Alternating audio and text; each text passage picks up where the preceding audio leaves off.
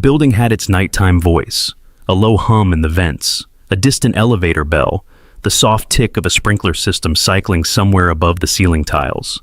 Harper Lane sat alone inside a glass conference room at Cole and Arbor Creative. The lights dimmed to emergency mode. Chicago glowed beyond the windows, and Lake Michigan was a dark sheet on the horizon. On the table in front of her, a hospital invoice lay open beside her laptop. Balance due, 18/7/40/26, due date, 7 days. Her phone buzzed again. Harper turned it face down and kept her eyes on the paper, as if staring hard enough could erase the number. She had ink on her fingers from sketching in the margins of her notes. Little shapes, logos, anything that kept her hands busy. She rubbed her thumb against her forefinger and left a faint black smudge on the invoice. Her laptop chimed. From Diane Lane. Hi, honey. Nurse says I might go home next week.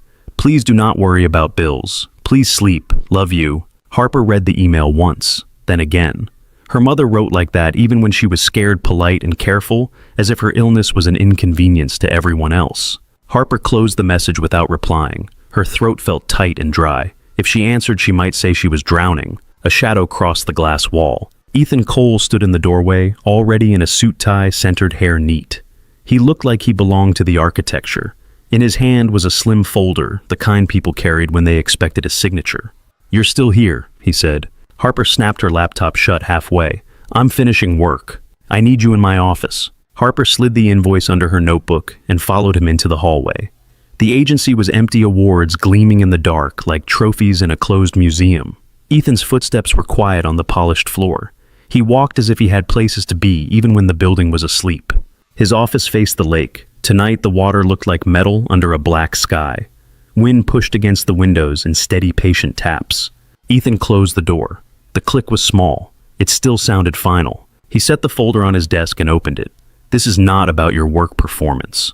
Harper stayed standing. That is a relief. Ethan slid a single page toward her. Marriage agreement. Harper stared at the heading until her eyes stung. She did not touch the paper. Is this a mistake? It is not. Harper let out a short laugh. Do I call HR or a priest? Ethan's expression did not change. I need a wife. Outside wind pressed the glass again, and the building answered with a soft groan. Harper kept her voice even. You have a legal team, a publicist, a family office. Pick someone who wants this. My grandmother is dying, Ethan said. The words were clean controlled. Only his jaw tightened, like the sentence scraped on the way out. Harper swallowed. I'm sorry. He nodded once. Evelyn Cole. Evie if you want her to like you. She wrote the trust that holds the family voting rights. She also wrote a clause. I must be married to receive controlling interest. Harper stared at him. She put your inheritance behind a wedding ring. She put my responsibility behind it, Ethan said. In her mind, it proves stability. On paper, Harper says it. Ethan held her gaze. On paper. Harper glanced down at the agreement. Neat paragraphs, boxes for initials, a signature line waiting at the bottom, like an open mouth. How long, she asked. 12 months. And then we divorce quietly, Harper said, and pretend it never happened. Yes.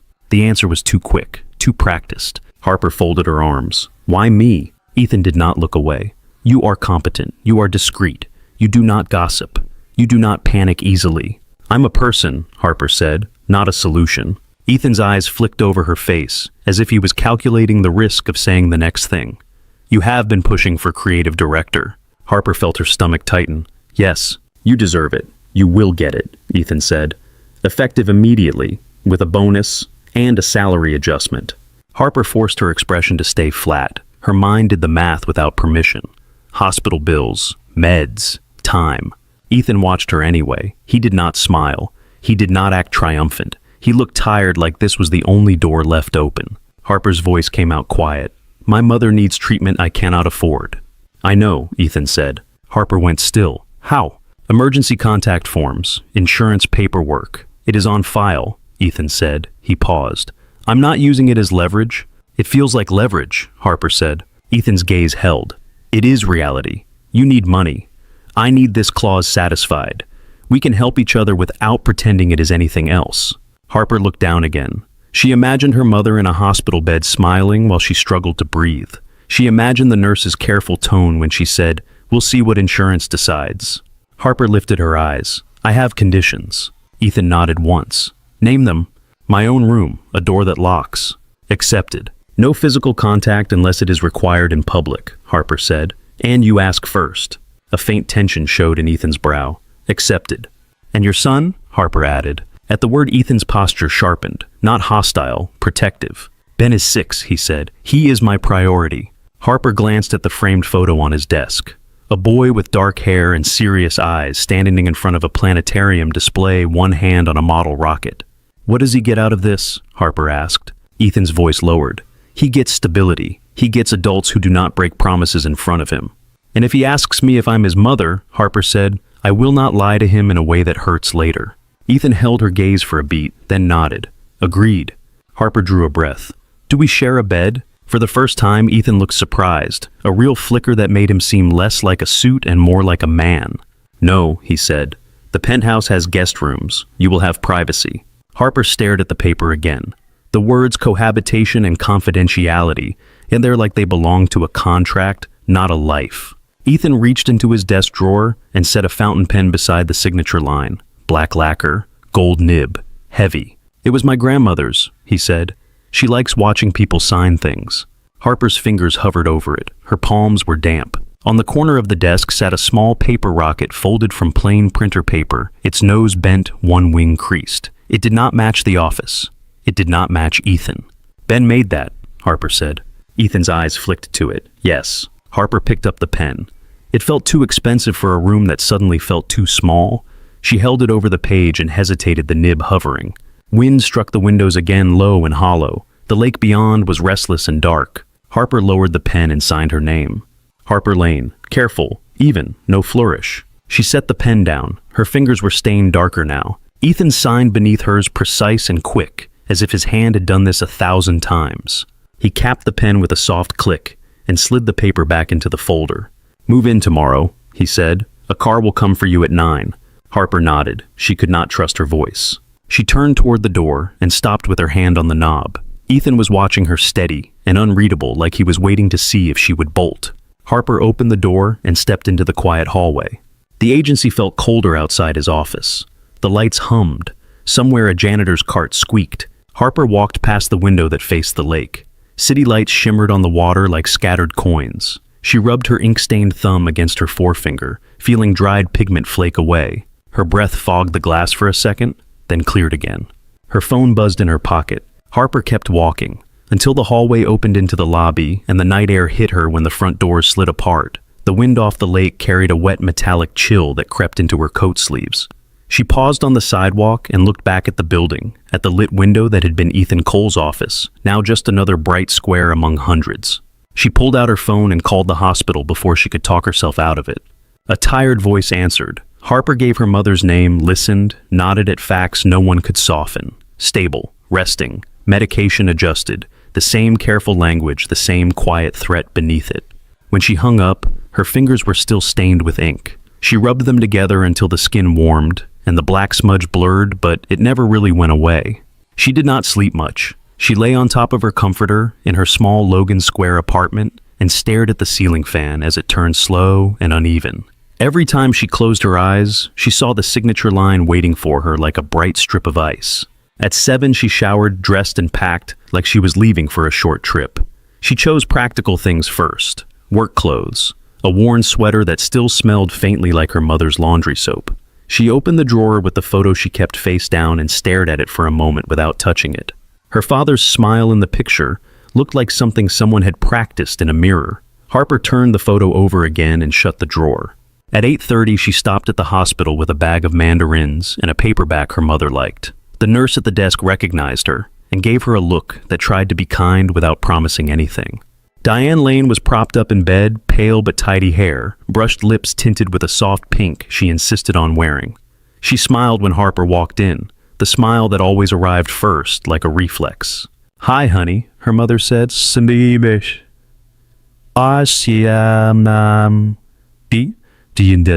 You look tired."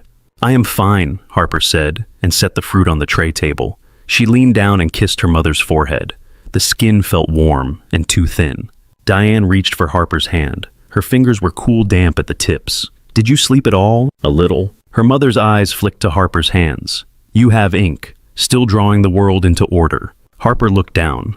The ink had settled into the lines of her skin.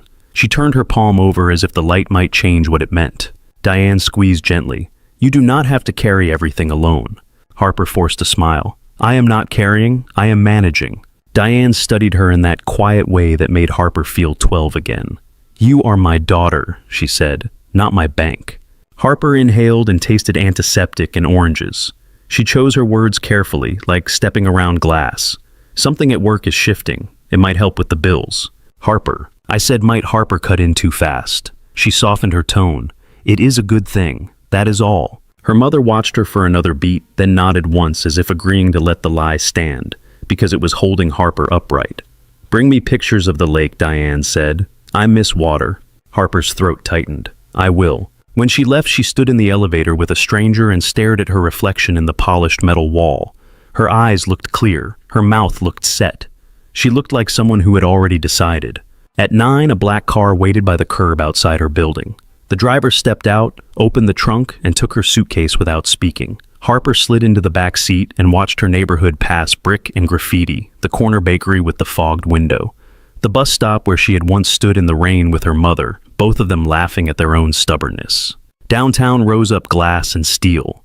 The lake appeared between buildings like a moving sheet of slate. The car turned into a private drive and stopped beneath a canopy of stone and light. The lobby smelled like polished wood and citrus. The doorman greeted her by name. Harper felt the syllables land on her skin as if someone had pinned a tag to her. The elevator opened directly into Ethan Cole's penthouse. The first thing she noticed was the quiet. Not the empty kind, but the insulated kind, the kind money bought.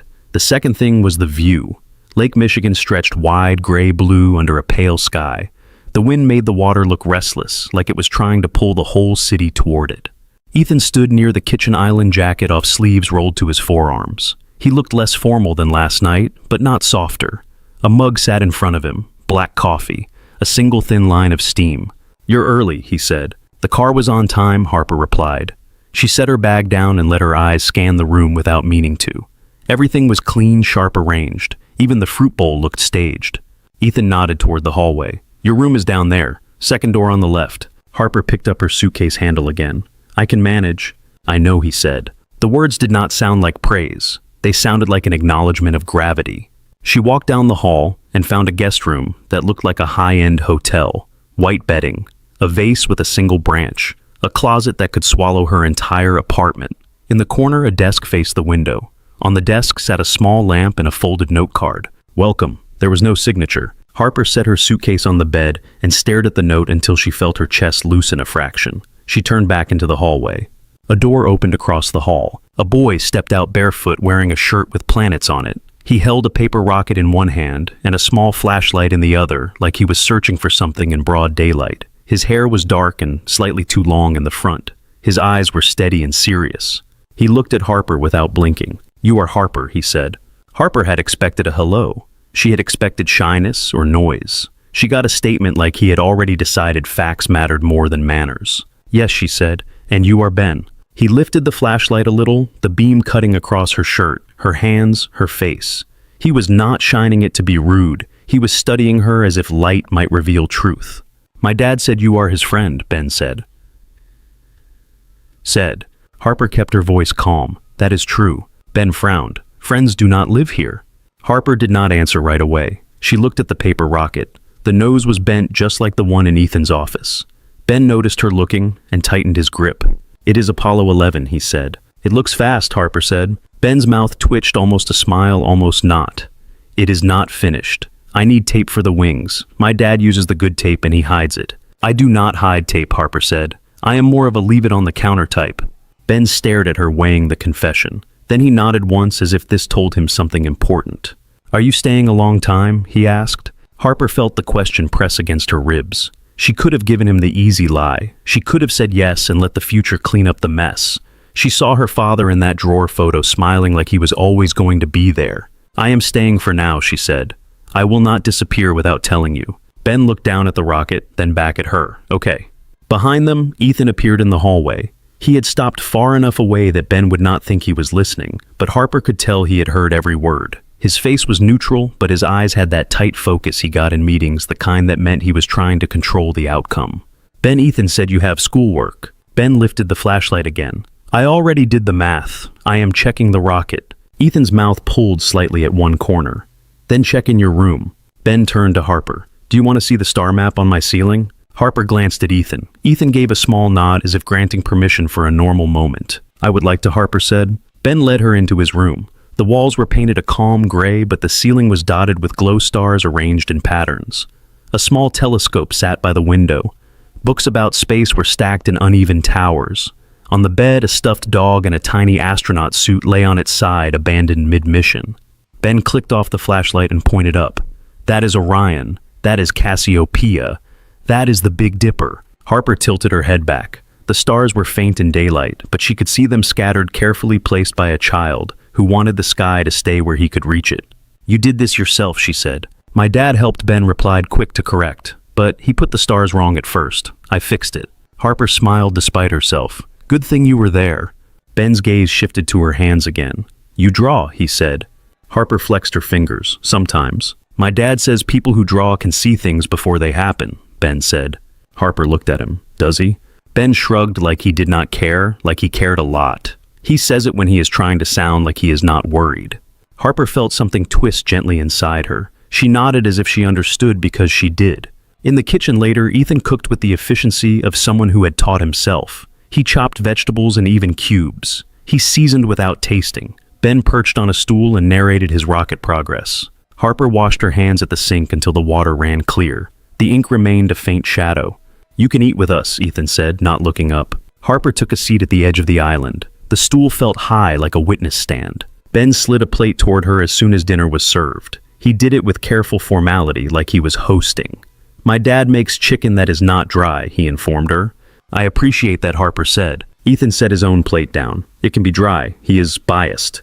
Ben frowned. "It is not dry," he insisted, and took a bite as if to prove it. Harper tasted the chicken. It was good. It tasted like someone trying.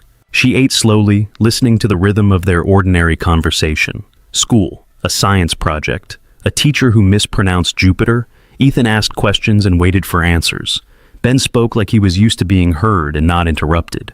When Ben finished, he carried his plate to the sink without being asked. Ethan watched him with an expression that shifted just for a second into something warmer. Harper saw it and looked away as if she had caught something private. At 8, Ethan walked Ben down the hall to brush teeth. Harper heard water running, heard Ben's voice rise and fall, heard Ethan's low replies. The sounds filled the penthouse in a way the furniture never could. Harper stood by the window and watched the lake darken. Clouds rolled in from the east, heavy with snow that had not started yet. The wind pushed the water into small, sharp waves. Ethan returned a few minutes later and held out a small box. "Your key card," he said, "for the elevator and the building." Harper took it. "Thank you." A pause stretched. "You handled him well," Ethan said. Harper looked at the key card in her palm. "I answered what he asked." "That is not what most people do," Ethan replied. Harper turned toward him. He was standing near the island, hands braced on the counter, his shoulders slightly tense, like he was ready for impact. "You said he does not need people who break promises," Harper said. Ethan's eyes flicked up. "Yes." Harper kept her voice steady. "Then do not ask me to be a promise you cannot keep." Ethan held her gaze for a long moment. His face did not soften, but something in it shifted like a muscle unclenching. "I did not choose you to hurt him," he said. Harper's stomach tightened at the word choose. "Why did you choose me?" Ethan looked away toward the windows, toward the lake that never held still. "Because you do not beg," he said. "You do not perform desperation. You show up, even when you are bleeding quietly." Harper's throat went dry. "That is not a compliment." "It is not meant to be," Ethan said. Then after a beat, "I am sorry." The apology sounded unfamiliar in his mouth. Harper turned the keycard over once. "Does your grandmother know my name?" "Yes," Ethan said. "She asked for it." "And she is really dying," Harper said. Ethan's jaw tightened again. "Yes." Harper nodded slowly, like she could accept the word, even if she did not want it. Ethan reached into his pocket and pulled out the same fountain pen from last night. He set it on the counter between them. "She will want to see the ring. Not tonight, not yet, but she will." Harper stared at the pen, at the gold nib catching the overhead light. A quiet pulse of panic moved through her chest. She kept her face calm. "I told you," she said. "Ask first." Ethan's gaze dropped to her hands, then back to her eyes. "I will." For a moment, neither of them moved. The apartment felt too large, the silence too clear. Then Ethan nodded toward the hallway. "Your room," he said. "If you need anything, ask." "Ben wakes sometimes," I heard Harper said. Ethan's eyes flicked up. He did not look embarrassed. He looked like he had been caught caring. Harper went to her room and shut the door. She leaned her back against it and let out a slow breath through her nose. The quiet inside the guest room was different from her apartment. Too perfect. Too controlled. She opened her suitcase and unpacked with methodical movements. Shirts on hangers, jeans folded, toothbrush in the bathroom cup. On the desk by the window, the welcome card sat under the lamp. Harper turned it over. Blank. No signature, no flourish. Like Ethan had wanted the gesture without the attachment. She sat on the edge of the bed and stared at the lake. The wind had picked up.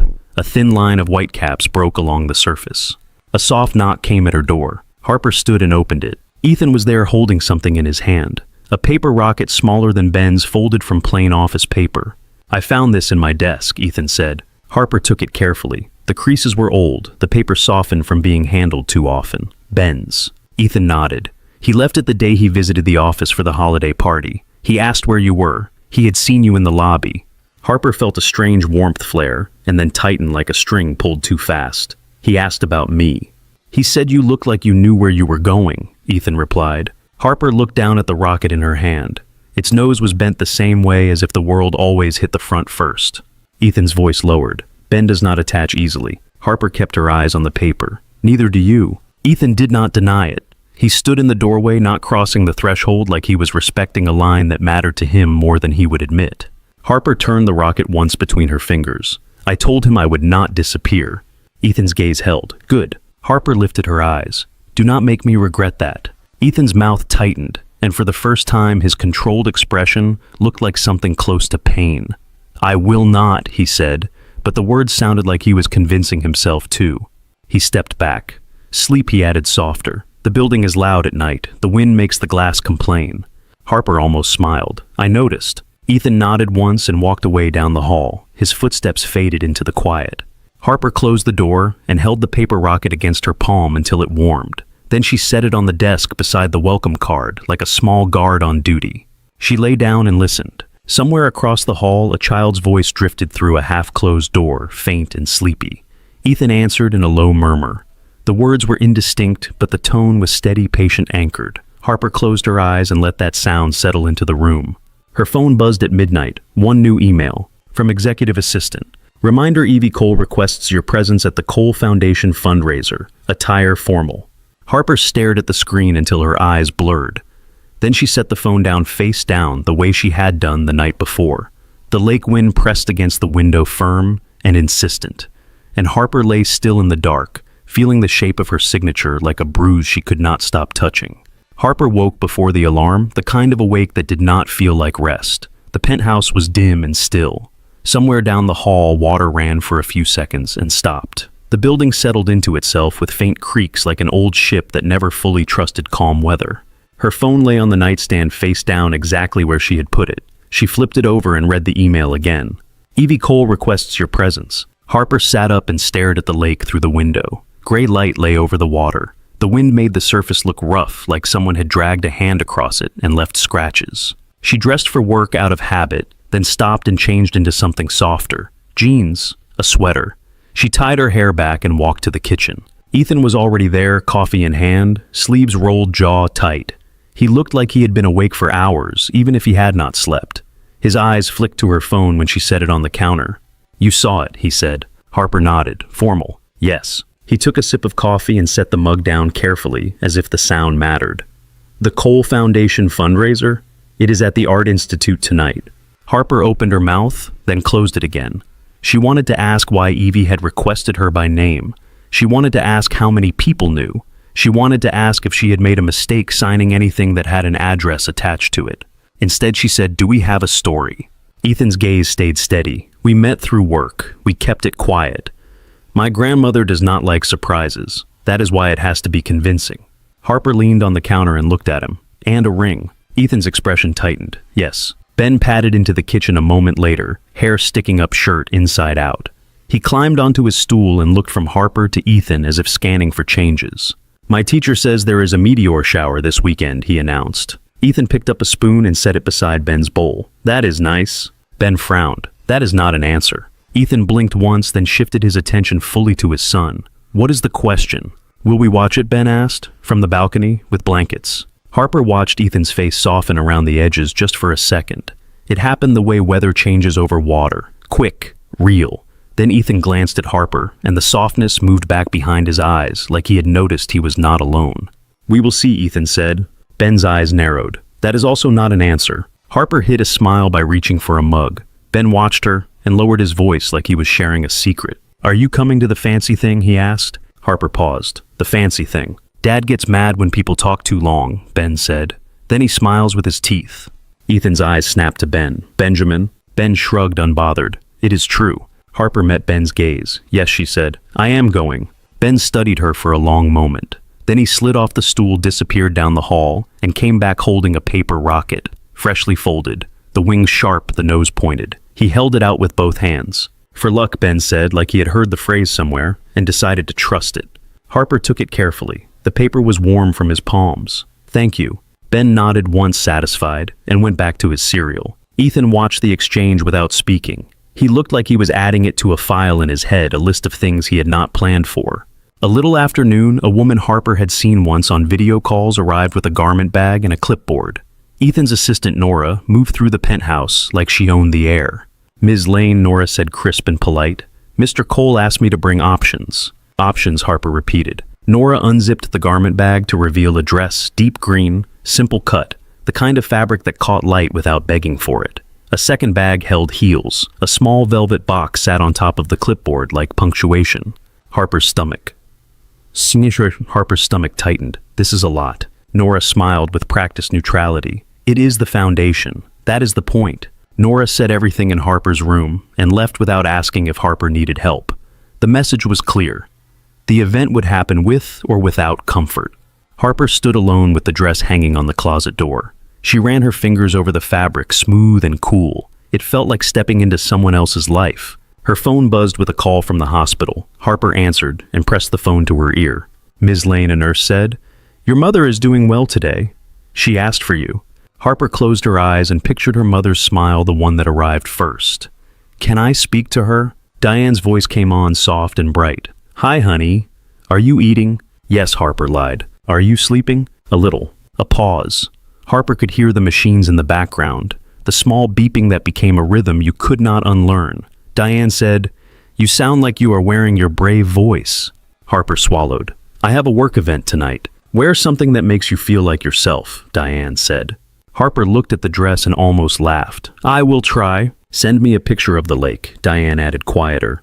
"I will," Harper said, and meant it this time. In the late afternoon, Harper stood in front of her mirror and tried to make her face look calm. The dress fit perfectly, which felt like another kind of pressure. She pinned her hair back, then let it down, then pinned it again. She put on simple earrings and hesitated with the necklace Nora had brought, a thin line of diamonds that looked like ice. A knock came at her door. "Come in," Harper said. Ethan stepped inside and stopped, as if he had walked into a room that was not his. He wore a tuxedo that made him look sharper, cleaner, like a version of himself, designed for public consumption. For a moment, he did not speak. His gaze moved over her dress, her hair, the line of her throat. "You look," he started. Harper's hands went still. "Expensive." Ethan's mouth tightened, almost a smile. "You look right." Harper lifted her chin. "Right for your grandmother."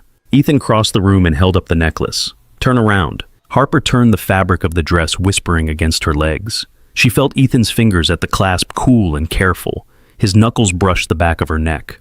Harper breathed in and caught the scent of his cologne, faint and restrained. He did not linger. The clasp clicked shut. The diamonds settled against her skin, cold at first, then warming. Ethan stepped back. His eyes met hers in the mirror. His expression was controlled, but something in his gaze tightened, like he had to remind himself why the necklace existed. Harper turned and faced him. "Where is the ring?" Ethan reached into his jacket pocket and opened the velvet box. A simple band, white gold, a single stone that caught light without flashing. It looked like it belonged on a woman who had always known how to enter rooms like this. Harper stared. "I cannot accept that." "It is not a gift," Ethan said. "It is a prop." Harper held out her hand anyway. Her fingers were steady, which surprised her. Ethan slid the ring on. His thumb pressed lightly to her knuckle, a touch that lasted a fraction too long. Ask first, Harper murmured. Ethan's eyes flicked up. May I? Harper's breath caught at the bluntness of it. Yes, she said, because refusing would feel like refusing the truth of her own pulse. Ethan released her hand as if it had burned him. We leave in 5. In the hallway, Ben waited in pajamas, clutching his astronaut dog.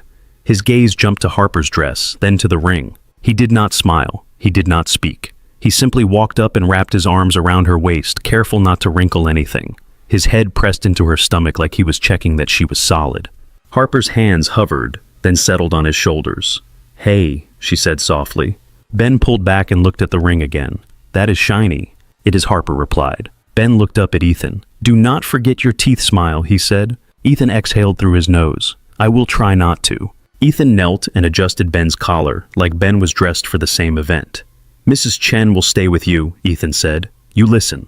Ben nodded, then turned back to Harper. Bring the rocket, he instructed. Harper touched the pocket of her coat where she had tucked the paper rocket. It is with me. Ben seemed satisfied. He went back to his room without another word, astronaut dog tucked under his arm like a companion on patrol. The car ride downtown was quiet. The city slid past the windows in bands of light. Harper watched pedestrians huddle against the windscarves, pulled up, shoulders hunched. Ethan stared straight ahead, hands folded once on his knee, as if he had practiced sitting still. Harper broke the silence. Tell me about her. My grandmother, Ethan said. Yes. Ethan's jaw moved slightly before he spoke.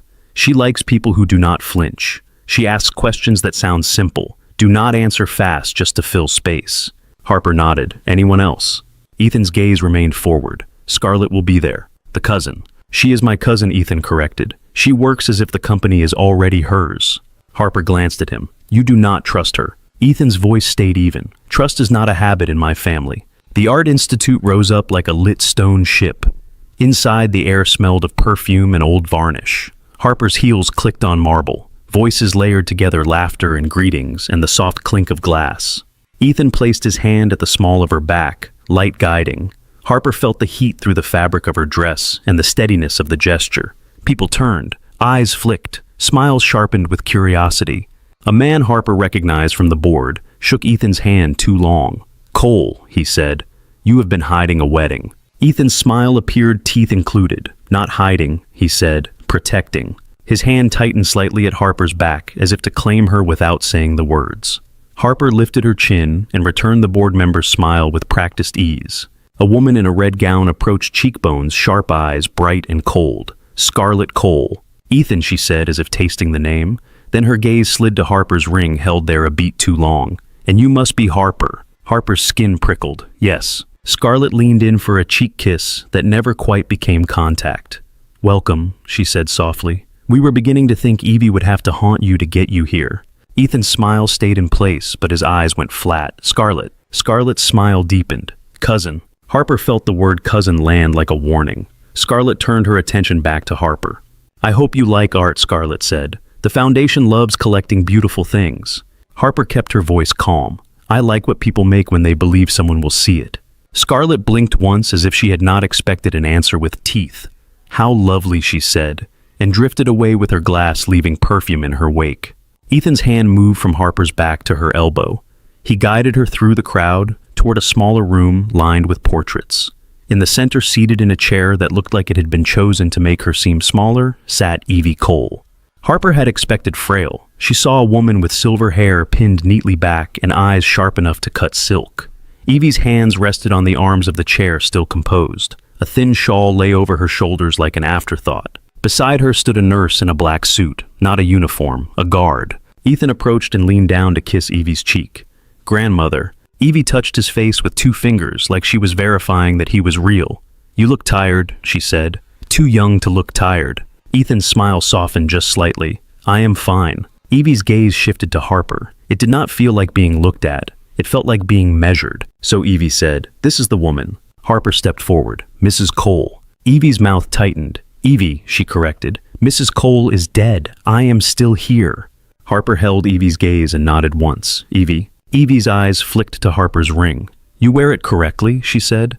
Harper felt Ethan's fingers find hers. His hand was warm, his grip steady. Evie looked at their hands. You did not tell me you married, she said to Ethan. Ethan's shoulders stayed relaxed, but Harper felt the tension in his fingers. We wanted privacy. Evie's eyes narrowed. You wanted control. Harper inhaled slowly. The room smelled of flowers and expensive wax. Somewhere nearby, a string quartet played something airy and polite. Harper spoke before the silence could harden. "We met at the agency," she said. "We worked together. We kept it quiet because it was ours. We did not want it to become a subject for other people." Evie watched her for a long moment. Harper did not look away. She did not smile too wide. She let her face stay honest. Evie's gaze moved back to Ethan. "Do you love her?" Harper felt her pulse jump quick and sharp. The question was not theatrical. It was blunt, like a doctor asking where it hurt. Ethan's hand tightened on hers. He turned slightly toward Harper, and when he spoke, his voice lowered. "Yes," Ethan said. Harper looked at him. His eyes held hers, steady, unreadable, and for a second she could not tell where acting ended. His thumb brushed the side of her finger, a small movement that felt like a confession or a lie. Evie studied Ethan's face, then Harper's. "Good," she said softly. "He needs someone who does not let him hide." Ethan's breath caught almost imperceptible. Evie lifted her chin. "You will have a proper ceremony," she said. "Family present, vows spoken, a marriage that exists beyond gossip." Ethan's posture stiffened. "Grandmother." Evie's gaze cut. "Do not argue with me at my fundraiser." A flicker of amusement passed through Harper, brief and dangerous. She pressed her fingers against Ethan's, grounding herself. Evie's attention returned to Harper. "Will you do this?" she asked, as if Harper's answer mattered more than Ethan's. Harper's mouth went dry. She heard Ben's voice in her head, serious and small. "Do not disappear without telling me." Harper kept her expression calm. "If it is important to you," she said, "then yes." Evie's eyes softened barely. "Good," she repeated. Then she tilted her head. "Bring the boy to see me tomorrow." Ethan's eyes narrowed. "Ben has school." Evie waved a hand. "School will survive. I want to see him. He needs to see you settled." Harper felt Ethan's hand tighten again, but he nodded. "Yes," he said. Evie leaned back in her chair, satisfied. The nurse shifted subtly, and Harper understood the audience was over. As Ethan guided Harper away, the crowd swallowed them. People smiled and leaned in, hungry for details. Ethan answered with practiced phrases. Harper nodded at compliments and kept her shoulders square. Scarlett appeared again near the dessert table, as if she had been waiting for a gap in the crowd. She held a flute of champagne and smiled at Harper. "Evie approves," Scarlett said. "That is rare." Harper kept her tone polite. "She is perceptive." Scarlett's eyes glittered. "So are you. I have heard you have a talent for patterns." Harper's chest tightened. "I work in creative," she said. Scarlett's smile did not move. "Creative people see what others ignore. Sometimes they see numbers too." Ethan appeared at Harper's side, close enough that she could feel the heat of him. His hand settled at her waist, firm, possessive, in a way that was not entirely for show. "Scarlett," Ethan said, voice smooth, "enjoy the gala." Scarlett's gaze slid to his hand, then back to Harper's face. "I am enjoying it," she said. "It is always interesting when something new enters the collection." Harper held Scarlett's gaze. "I am not an object," she said quietly. Scarlett's smile widened by a fraction. "Of course," she murmured, then turned away like the conversation had been about weather. The drive home was quieter than the one downtown. Ethan stared out the window at the city lights reflecting on wet streets. Harper sat with her hands in her lap, fingers brushing the ring, as if checking it was still there. Ethan spoke once they were near the lake again, where the wind sounded louder against the glass. "She pushed for a ceremony," he said. Harper did not look at him. "She did." Ethan's voice dropped. "I did not expect her to ask you directly." Harper stared at the dark water beyond the roadway. "She did not ask you. She already knew your answer." Ethan's jaw tightened. "And yours." Harper turned the paper rocket in her coat pocket, with 2 fingers feeling the crisp folds. The car moved through the night, smooth and silent, while the lake kept striking the shore with small, impatient sounds. By the time the car rolled into the private drive, the lake had disappeared into a smear of darkness. Harper's heels clicked on stone as she followed Ethan through the lobby, past the doorman's polite smile, into the elevator that rose without a sound.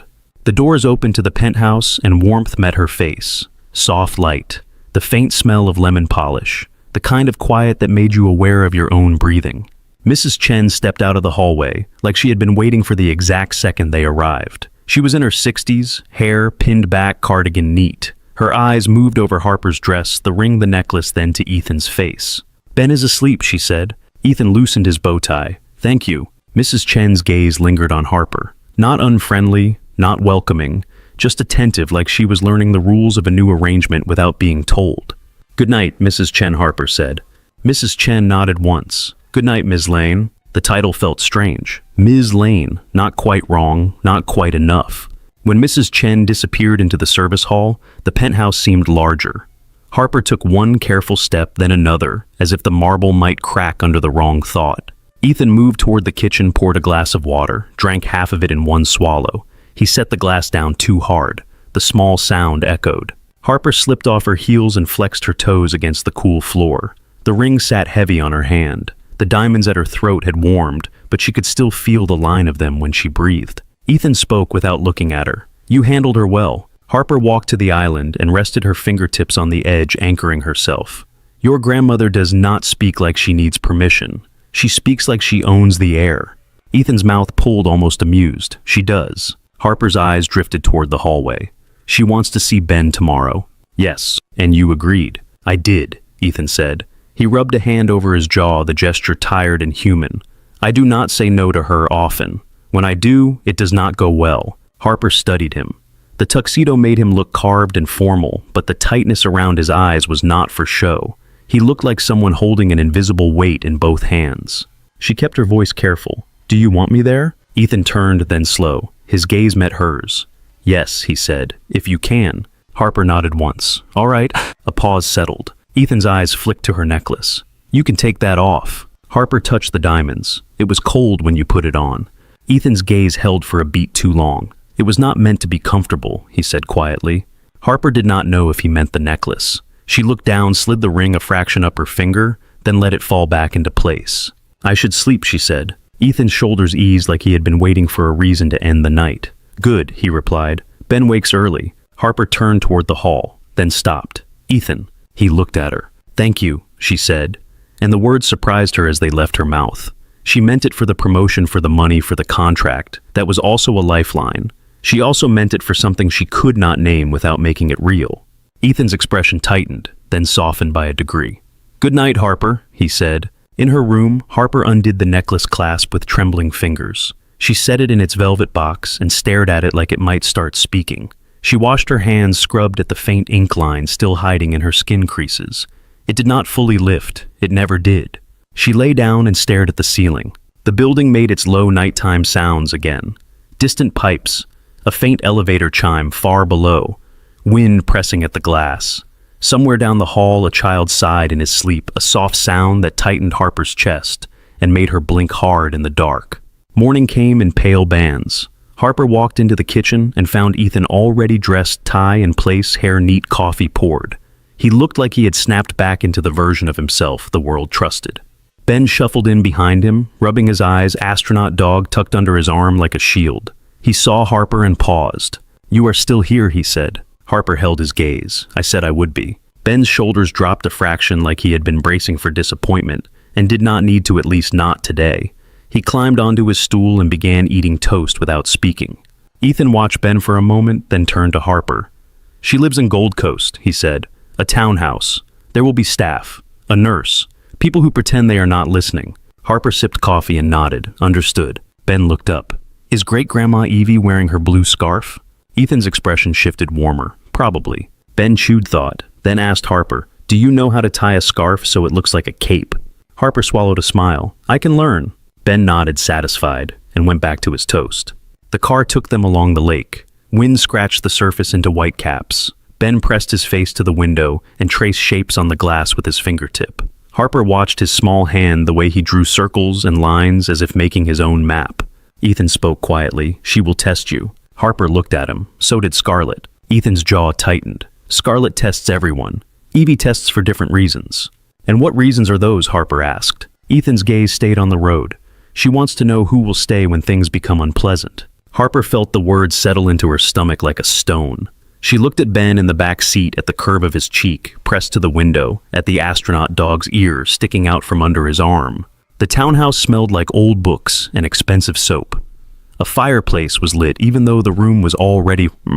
The light made the wood paneling glow. Evie sat in a high-backed chair, a blue scarf around her neck, exactly as Ben had predicted. Her eyes flicked to Harper first, then to Ben. Ben walked straight to her unafraid and held up his paper rocket like an offering. "I made this," he announced. "It is Apollo 11 again, but better." Evie's mouth curved. Not quite a smile, but close enough to be a gift. Better, she repeated. That is a dangerous word. Ben frowned. Why? Because it means you can always do more, Evie said. Ben considered that. Okay, he replied, as if the danger was acceptable. Evie reached out and took the rocket between 2 fingers. She examined it like it was an artifact. Then she handed it back to Ben and tapped his knuckles lightly. Good hands, she said. Ben brightened. I have tape now, he informed her. Harper does not hide tape. Harper held her posture steady. Ethan's eyes flicked to her a quick glance that held something like surprise. Evie's gaze returned to Harper. So, she said, you keep your promises. Harper did not rush her answer. I try, she said. I know what it feels like when people do not. Evie's eyes narrowed. Explain? Harper inhaled once. My father left when my mother got sick, she said. I learned that nice words do not matter if someone disappears. The room seemed to quiet. Even the fire crackled softer. Ethan's face went still, but his hand moved. He did not touch Harper. He placed his palm on the arm of the chair beside her, close enough that she could feel heat from him without contact. Evie studied Harper's face for a long moment. Then she turned to Ethan. And you, she said, do you still think you can control everything? Ethan's jaw tightened. No. Evie's gaze sharpened. Do not lie to me. Ethan breathed in slow. I do not control everything, he said. I control what I can. Evie's eyes flicked to Harper again. And what can she control, she asked, like Harper was not sitting there. Harper kept her voice calm. My choices, she said. My work. The way I speak to your great-grandson. Evie's mouth twitched. Good, she said. Then softer. He needs a woman who does not coddle him and does not abandon him. Harper felt Ben lean against her legs, small and solid. She put a hand on his shoulder, a simple touch that did not ask permission, because it was not for show. Ben looked up at her for a second, then turned back to Evie as if he had merely been checking that the room was stable. Evie's eyes went to Harper's ring. It fits, she said. Harper nodded. Yes. Evie's gaze lifted. Does it fit your life, she asked. Ethan's posture sharpened. Harper could feel him listening not as a CEO, not as a grandson, but as a man with something on the line he could not pretend away. Harper held Evie's gaze. Not yet, she said. Evie watched her, then nodded once like she had been given a truth she could work with. Good, she said again. I dislike women who pretend they are comfortable when they are not. Ben tugged lightly on Harper's sleeve. Can I show Great-Grandma my star map, he asked. Evie waved a hand. Yes, show me your sky. Ben led Evie's nurse toward the hallway to fetch something talking the whole time. Ethan watched his son go with an expression that was almost softness, almost gratitude. Harper stood near the fireplace, hands clasped. Evie's gaze remained on her. He likes you, Evie said. Harper did not deny it. He is easy to like. Saying name on Spain, he's easy to like. Evie's eyes sharpened again. That is not what I said. Harper's throat tightened. I know. A beat. Evie's voice lowered. Ethan hides pain behind manners, she said. He learned it from his mother. He learned it from me. Do not let him use you as a wall. Harper felt the warning like a touch. I do not intend to, she said. Evie nodded once. Then, as if to release the tension, she added, also do not let Scarlett speak to you as if you are furniture. Harper blinked. She does that to everyone. Evie's mouth curved slightly. Yes, she said, because people allow it. When Ben returned with a folded poster of constellations, Evie listened to him with full attention. She asked him questions. She corrected him once gently. Ben leaned closer to her chair, animated alive. Harper watched Ethan watch them. The moment lasted only minutes. Then Evie's nurse stepped in and touched Evie's shoulder. Evie's hand trembled just a little when she lifted it. Enough, Evie said. Ben's face fell for a second. Evie tapped his hand. You can come back, she told him, when you have more sky to show me. Ben's shoulders straightened. He nodded solemnly as if receiving a mission. On the way out, Ethan paused at the doorway of Evie's sitting room. Evie held his gaze. Do not waste time, she said. Ethan's jaw moved. I am not, he replied. Evie's eyes flicked to Harper. Then treat her like she is real, Evie said, and the words hit the room like a dropped glass. Harper did not look at Ethan. She kept her face steady until they were outside, until cold air cleared her lungs. In the car, Ben talked about constellations, as if nothing heavy had happened. Ethan drove with both hands on the wheel, knuckles pale. Harper sat in the passenger seat and watched the city slide by. After Ben was dropped at school, Ethan and Harper went to the office. Work became the refuge it always was for Harper, the place where effort had a direct result. Meetings, decks, brand language, deadlines that did not care about rings or vows. Ethan kept his distance at the agency. He spoke to her like a colleague. He called her Harper, never sweetheart, never anything that might sound like the truth. But he watched her. when he thought she was not looking. Harper noticed anyway. At home, the penthouse filled with small domestic noises. Ben's shoes kicked off by the door, the click of the dishwasher, Ethan's quiet footsteps and socks, which felt oddly intimate, like seeing a man without armor. One night, Harper found a roll of clear tape on the counter. She picked it up and turned it in her hands. A paper rocket sat beside it, half-finished wings unbalanced. Ben appeared at her elbow. "I need it to fly straight," he said.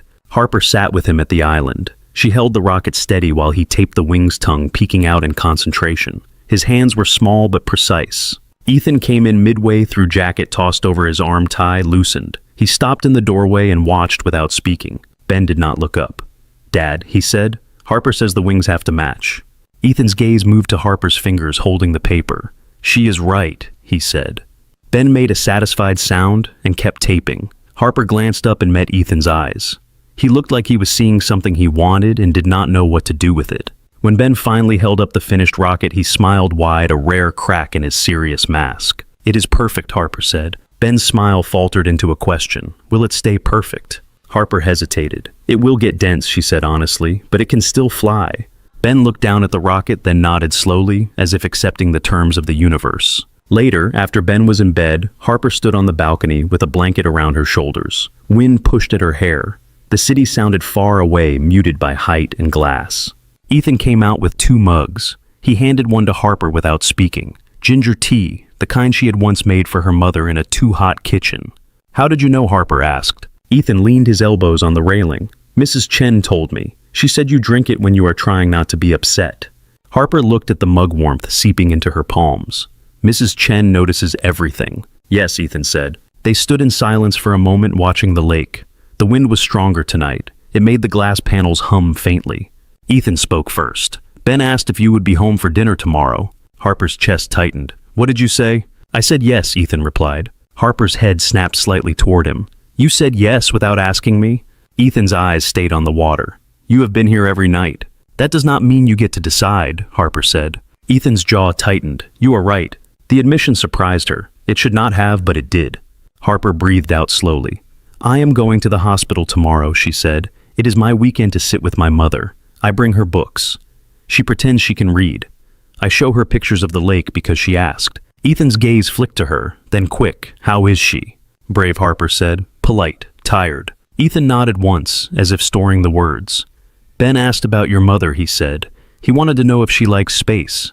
Harper's throat tightened. "Does he know she is sick?" "He knows hospitals," Ethan said quietly.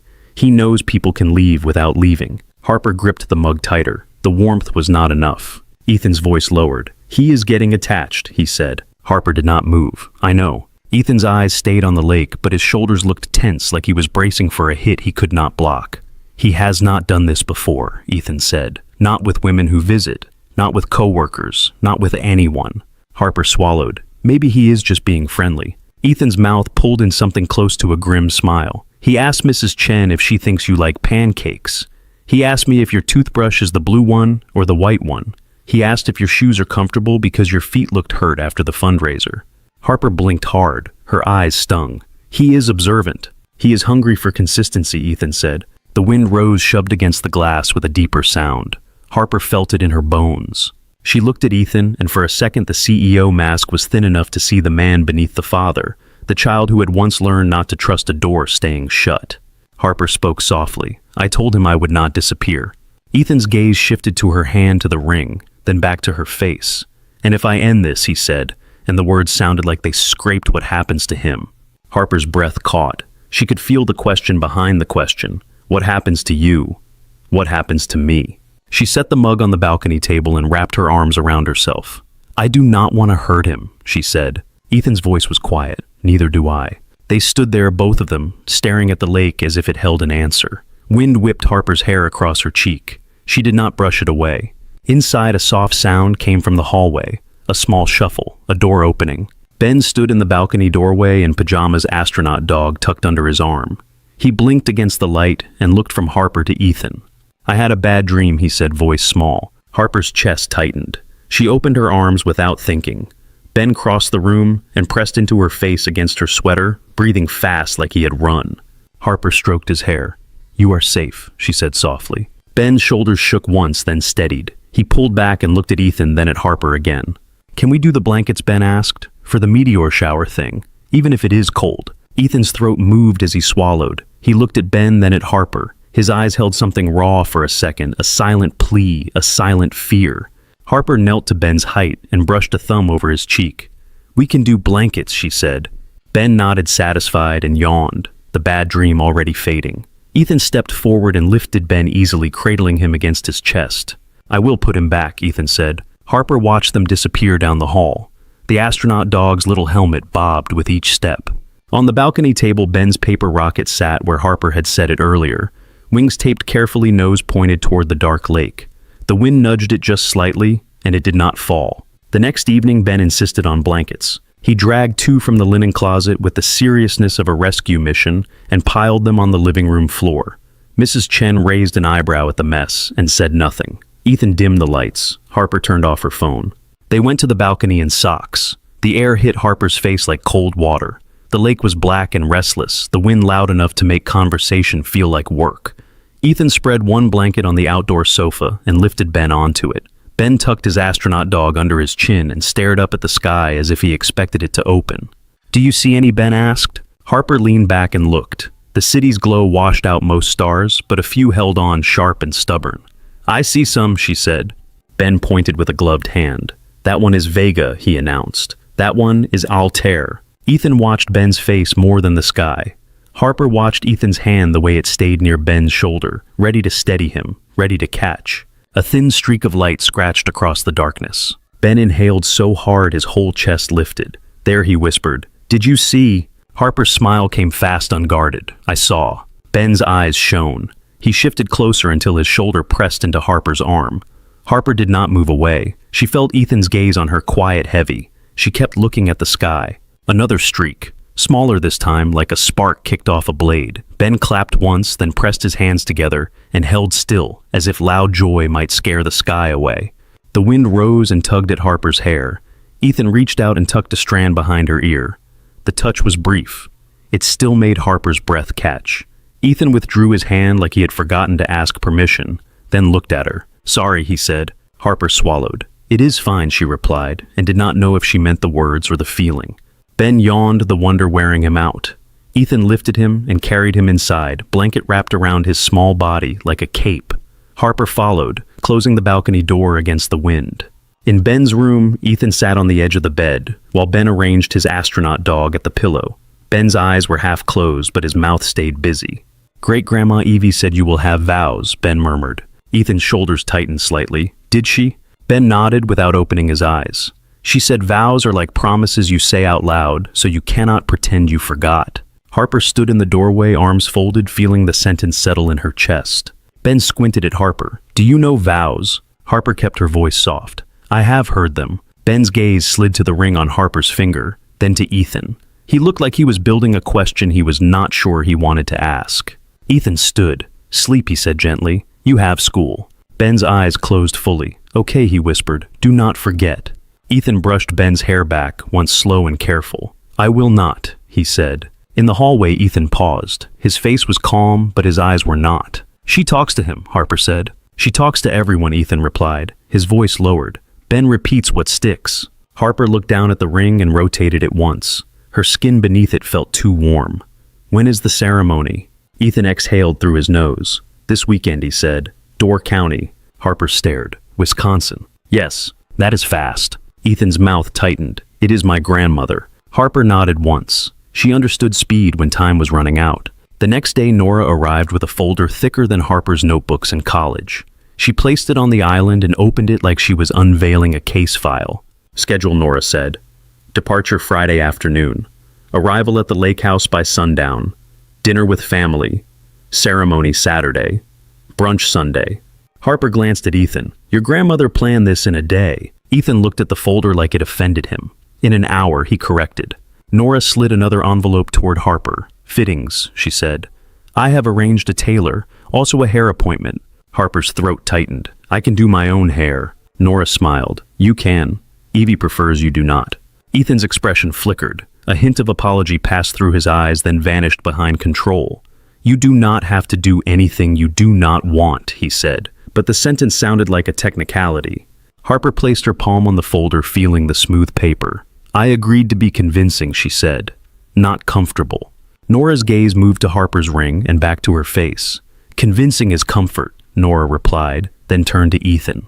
Evie expects a rehearsal of the vows. Ethan's jaw tightened. There is no rehearsal. Nora's smile stayed. Evie expects it. Ethan stared at the lake for a beat, then nodded once. Fine, he said. After Nora left, the penthouse felt quieter, as if she had taken a layer of air with her. Ethan poured coffee. Harper stood at the window with her phone in hand, debating whether to call her mother. She hated lying. She hated the truth even more. Ethan spoke without turning. Tell me what you need. Harper looked at him. I need to see my mother before we go. Ethan nodded. Go. Harper's voice caught. I will be gone Saturday morning too. The hospital has a consult. Ethan's gaze held steady. We will work around it, he said. The words sounded like a promise. Harper did not trust it. She did not trust herself for wanting to. That Friday, Harper visited the hospital with a bag of peaches and a photo printed from her phone. The lake at dawn, gray and wide, the water textured by wind. Diane Lane took the photo and held it like it was fragile. Beautiful, Diane. Messed. Harper sat in the chair beside the bed. The vinyl squeaked under her weight. It is cold there, she said. You have color in your face, Diane observed. That is new. Harper forced a smile. Maybe the lake air is doing it. Diane studied her. Or maybe someone is. Harper's stomach tightened. Mom. Diane's hand reached out and covered Harper's light as paper. I do not need details, she said. I need you to tell me you are safe. Harper swallowed. I am safe, she said. Diane's eyes narrowed slightly, not unkind. Are you alone? Harper stared at the blanket folded at the end of the bed, the hospital logo stitched into the fabric. She thought of Ben's small body, wrapped in a blanket cape. She thought of Ethan's hand near Ben's shoulder, always ready. No, Harper admitted. Diane nodded once, as if she had expected the answer. Then remember, you deserve kindness, she said quietly. Harper blinked hard. I have to go out of town for work, she said instead. Diane's fingers squeezed once. Call me, she said. Not an email, a call. I will, Harper promised. When Harper returned to the penthouse, suitcases stood by the door. Ben sat on the floor beside them, lining up 3 paper rockets like they were a fleet. His astronaut dog watched from the couch. Ben looked up as Harper came in. Are you coming? He asked. Yes, Harper said. Ben stared at her, serious as a judge. Do you have the ring? He asked. Harper lifted her hand. The ring caught the light. Yes. Ben nodded, satisfied, then held up the smallest rocket. This one is yours, he said. Harper took it. The paper was folded neatly, edges sharp. She slipped it into her coat pocket. Thank you, she said. Ethan watched the exchange silent. His eyes followed the rocket to Harper's pocket, then returned to Ben's face, then to Harper again. The drive north took them out of the city and into open sky. Ben fell asleep halfway, head tipped against the seatbelt, mouth parted.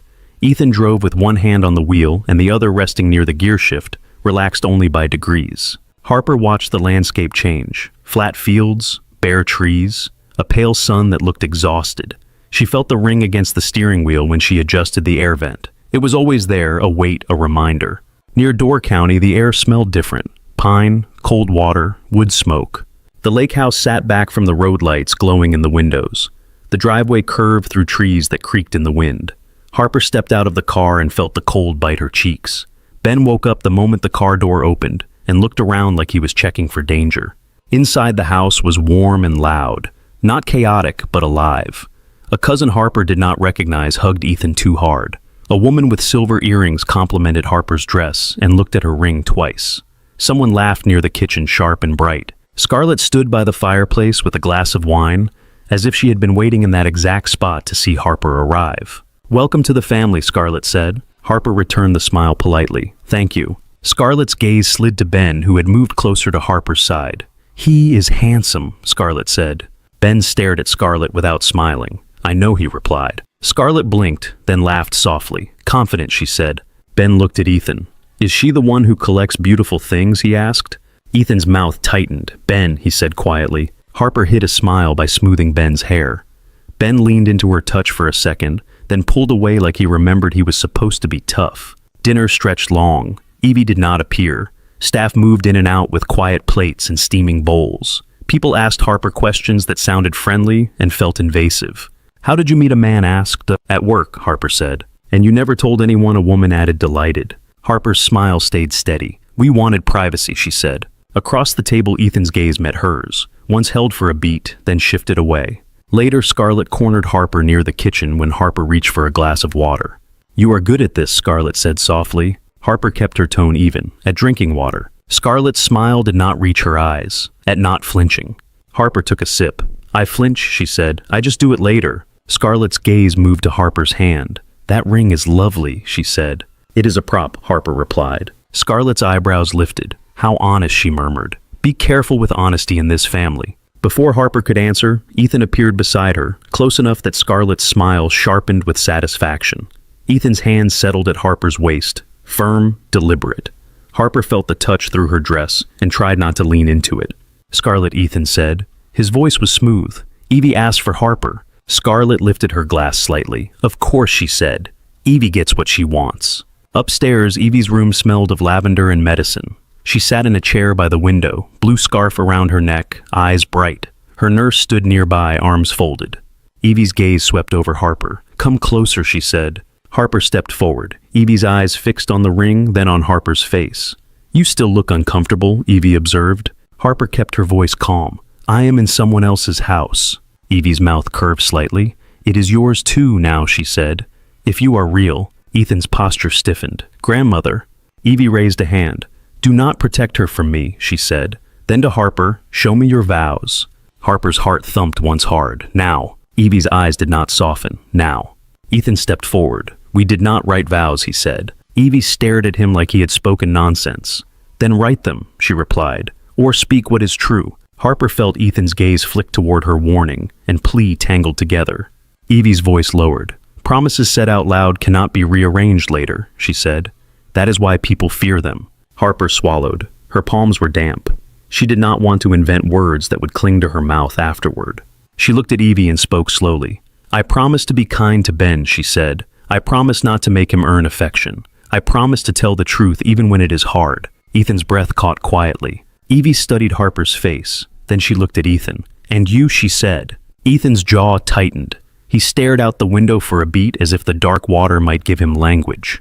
"I promise to show up," Ethan said finally. His voice was low, rougher than Harper expected. "I promise not to disappear behind work. I promise not to make my fear your problem." Harper felt the words land in her chest with a strange heaviness.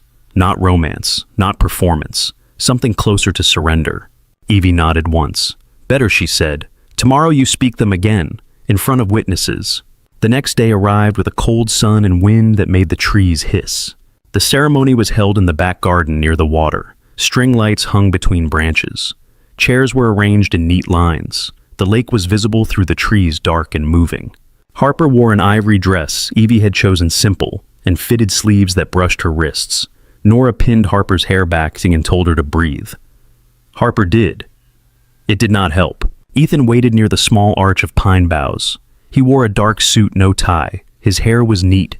His hands were clasped in front of him, like he was holding himself together. Ben stood beside Ethan in a tiny suit coat, his astronaut dog tucked under his arm. He looked severe, but his eyes were bright. When Harper walked toward them, the cold air filled her lungs. She heard the lake. She heard someone sniffle. She heard the faint click of a camera. Ethan's gaze met hers. His expression stayed controlled, but his eyes did something else. They held her like she was not a prop, like she was a person he had been waiting for. Evie sat in the front row, blue scarf tight around her neck, watching like a judge. Her nurse stood behind her, still as a shadow. Harper took her place across from Ethan. Ben looked up at her and reached out. Harper took his small hand. It was warm in her glove. Evie's voice carried in the cold. "Speak," she said. Harper repeated the promises she had said upstairs. The words tasted different outdoors in front of people. They felt heavier, more permanent. Ethan spoke, his again voice, steady eyes fixed on Harper. Then the moment came that no schedule had mentioned. Evie lifted her chin. "Kiss," she said, as if it was an order. Harper's pulse jumped. Her mouth went dry. She did not look at the guests. She looked at Ethan. Ethan leaned closer and spoke so softly only she could hear. "May I?" he asked. Harper could have said no. She could have insisted on distance. She felt Ben's hand in hers, small and trusting. She felt the ring on her finger cold against her skin. "Yes," Harper whispered. Ethan's hand rose to her cheek, warm against the cold air. His touch was careful at first, a question. Then his lips met hers, gentle, brief. Harper responded without thinking. The kiss deepened by its own gravity. Ethan's thumb pressed lightly under her jaw. Harper's fingers curled into the fabric at his sleeve, steadying herself, steadying him. A murmur rose from the guests. Ben made a small, satisfied sound that might have been a sigh. Harper pulled back, first breath uneven. Ethan's eyes stayed on hers. For a second, the lake and the lights and the people blurred. There was only warmth and cold, and the sharp awareness of his hand still on her face. Ethan lowered his hand slowly. His knuckles brushed her skin as he let go. Harper felt the loss like a sudden draft. Afterward, the house filled with voices again. Congratulations, laughter, plates of food. Harper moved through it as if underwater. She smiled when spoken to. She accepted compliments. She kept her fingers off the ring so she would not reveal how fast her pulse still was. Scarlett found her near the dessert table where a cake sat under glass like an exhibit. Convincing, Scarlett said. Harper kept her smile polite. That was the goal. Scarlett's gaze flicked to Harper's hands. You have steady hands, she said. Do you also have steady eyes? Harper's spine tightened. What does that mean? Scarlett sipped her wine. It means Ethan has been busy, she murmured. He has been asking questions at the office. Quiet questions.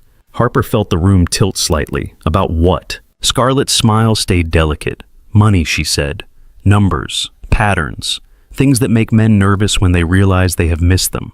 Harper held Scarlett's gaze. If someone has done something wrong, they should be nervous, she said. Scarlett's eyes glittered. Be careful where you put your curiosity, she replied softly. Curiosity turns into evidence. Evidence turns into enemies.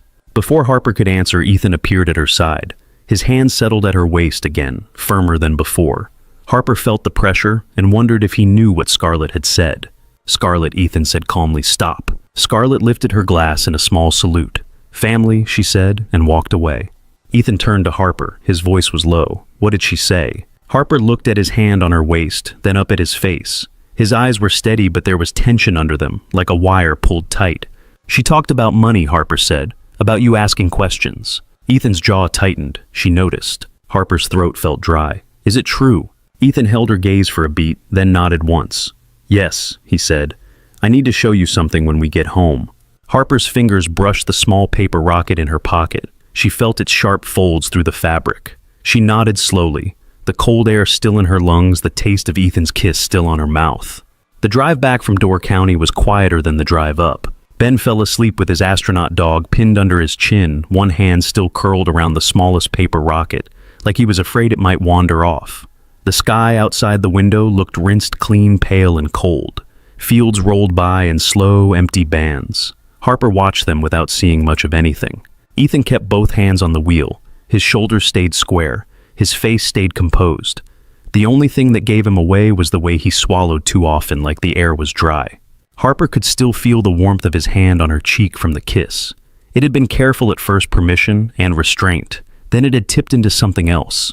Not wild, just honest. The kind of honest that made her want to put distance between herself and her own thoughts. She shifted in her seat and felt the paper rocket in her coat pocket. Its edges pressed lightly against her palm when she slid her hand in to check it was still there. Ethan glanced at her once, quick, like he had meant to, like he had decided not to.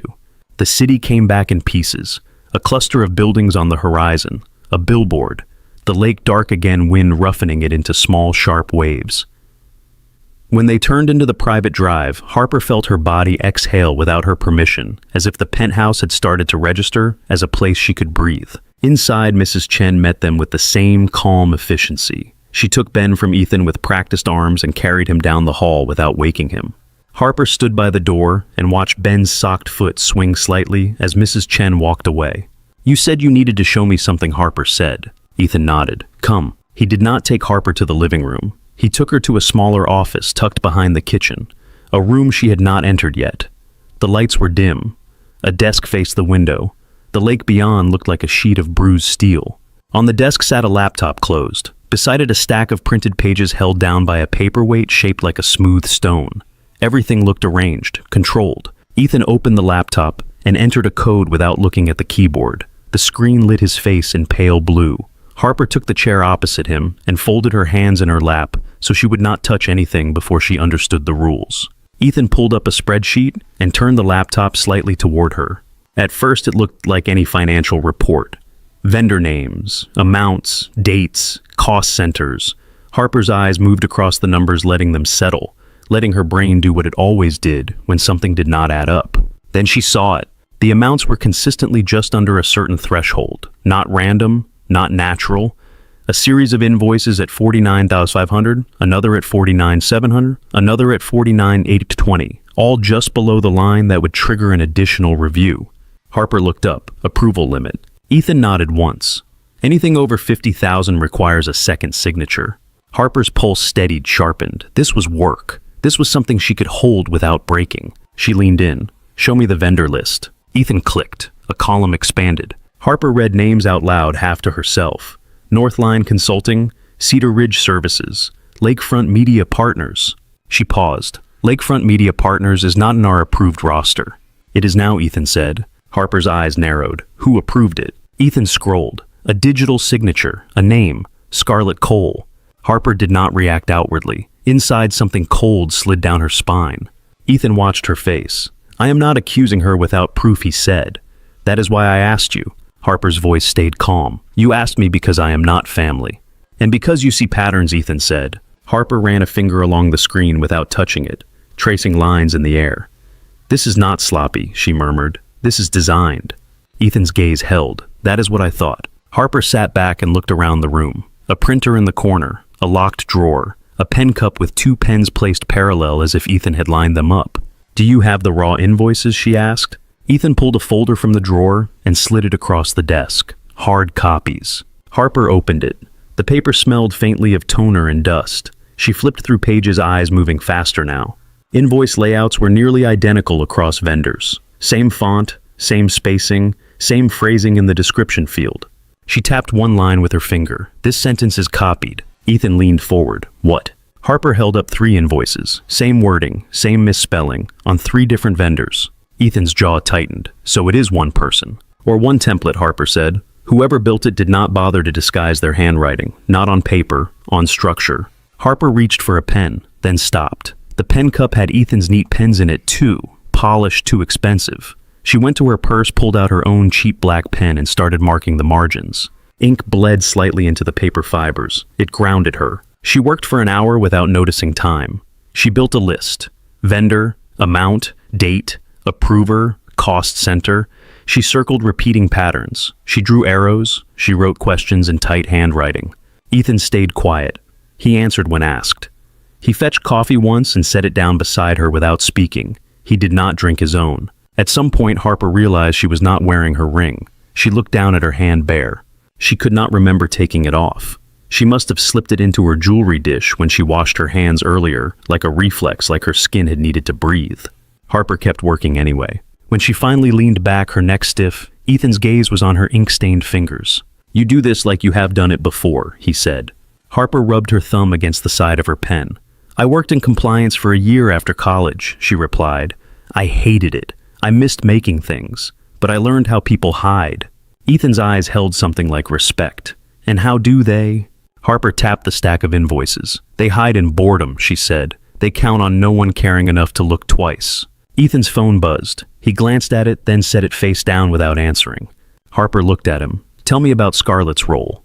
Ethan's voice stayed even. She oversees finance. She controls vendor approvals under a certain limit. She has access to almost everything. And motive, Harper said. Ethan's jaw flexed. She believes the company should be hers, he said. She believes I am temporary. Harper stared at the ink marks she had made. The lines looked like a map of someone's greed. Show me the bank transfers, she said. Ethan clicked again. Another tab, another set of numbers. Harper's eyes tracked the outflows. A set of recurring payments routed through a holding company, then into another, then another. Shell layers, Harper murmured. Ethan nodded. I cannot see the end point. Not from our internal records. Harper stared at a P.O. box addressed at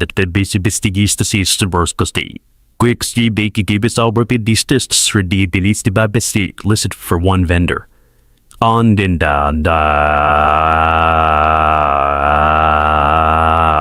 P.O. boxes are normal. Sabo namdad. Sa normal P to disi, she said. Isam busy. For some vendors, Ethan replied. Harper wrote the address down, her pen scratched softly. "Do you have vendor onboarding form?" she asked. Ethan's eyes narrowed. Yes. He stood, went to the file cabinet, and pulled out another folder. Harper flipped through until she found the signature block. Scarlett's digital signature again. But something else caught Harper's eye. A second name listed under emergency contact for one vendor representative. A man named Daniel Cross. The address was the same as a private condo building Harper recognized from a campaign shoot. High rent, high privacy. A place you did not list unless you lived there or wanted someone to think you did. Harper looked up slowly. "Daniel Cross," she said. Ethan's eyes hardened. Scarlett's partner. Harper felt the room tilt just slightly. Not surprise, confirmation. She closed the folder and set it down carefully, like it might explode. "This is enough to suspect," she said. "Not enough to accuse publicly without a clean chain of evidence." Ethan leaned forward. "What do you suggest?" Harper's mind clicked into steps. Secure copies, independent backup, documentation, minimal access, no loose ends. "We make duplicates," she said. "We store them somewhere she cannot reach." Ethan nodded once. Agreed. Harper hesitated, then added, "And we keep my access quiet. If she has someone watching logs, they will notice unusual pulls." Ethan's gaze sharpened. "You think she monitors access?" Harper's voice stayed calm. "If I were stealing, I would." Ethan sat back. "So what now?" Harper looked at the ink on her fingers. She thought of her mother's hand on hers, light as paper. She thought of Ben's serious face asking if she was still here. "We move carefully," she said, "and we do not underestimate how angry she will be if she feels cornered." Ethan's eyes stayed on her. "Are you afraid?" Harper almost laughed. "I have been afraid for years," she said. "I just learned how to function anyway." Ethan's mouth tightened. "This is not what you signed up for." Harper glanced at the blank spot on her finger, where the ring usually sat. "Neither was the kiss," she said softly, then wished she could pull the words back. Ethan's gaze flicked to her mouth. He did not speak for a beat. The quiet filled with lake wind and the faint hum of the building's heat. Then Ethan's voice came low. "No," he said. "It was not." Harper's pulse jumped. She looked down at the papers again, grateful for the refuge of numbers. "Send me digital exports," she said. "I will build a clean summary, something you can show without exposing everything at once." Ethan nodded. "Tonight." They worked until the clock read past midnight. When Harper finally stood, her back aching, Ethan walked her to the doorway of the office. "Lock your door," he said. Harper looked at him. "I always do." Ethan's gaze held, still. In her room, Harper washed her hands. Ink swirled down the drain in pale gray ribbons. Some of it stayed in the lines of her skin no matter how much she scrubbed. She found the ring in the jewelry dish and stared at it for a long moment before sliding it back on. The band felt colder than usual. At the agency the next morning, Harper moved through familiar halls with a new weight on her hand. People greeted her differently now, eyes lingering smiles, asking silent questions. She kept her head down and went to her office. A bouquet sat on her desk, white flowers, a card with neat handwriting. "Congrats, creative director." No signature. Harper did not need one. She knew Nora's precision. Harper set the flowers aside and opened her laptop. She began building a document the way she built brand stories, except this story was made of numbers and timing and quiet intent. She worked in bursts, screenshots, notes, cross-references. She labeled everything clearly like evidence in a case file. Her pen left ink marks on her legal pad, margins, thresholds, approval routes. She did not notice the time until a shadow fell across her doorway. Scarlett Cole stood there, in a tailored coat, hair glossy, lipstick perfect. She looked like she belonged in a boardroom and a magazine at the same time. "Harper," Scarlett said, smiling. "You have an office now." Harper rose slowly. Scarlett stepped in without asking and let her gaze wander over the desk. The open laptop, the legal pad, the pen with ink on Harper's fingers. "You work hard," Scarlett said. "I do," Harper replied. Scarlett's eyes slid to the ring. "And you married fast." Harper kept her voice neutral. "Evie likes efficiency." Scarlett laughed softly. "Evie likes control," she corrected. "So do I." Harper felt her pulse steady sharpen. "What do you want?" she asked. Scarlett tilted her head. "I came to welcome you properly," she said, "and to offer advice." Harper waited. Scarlett's smile stayed pleasant. "Be careful," she said gently. "This building remembers who opens which doors." Harper's fingers curled once around her pen.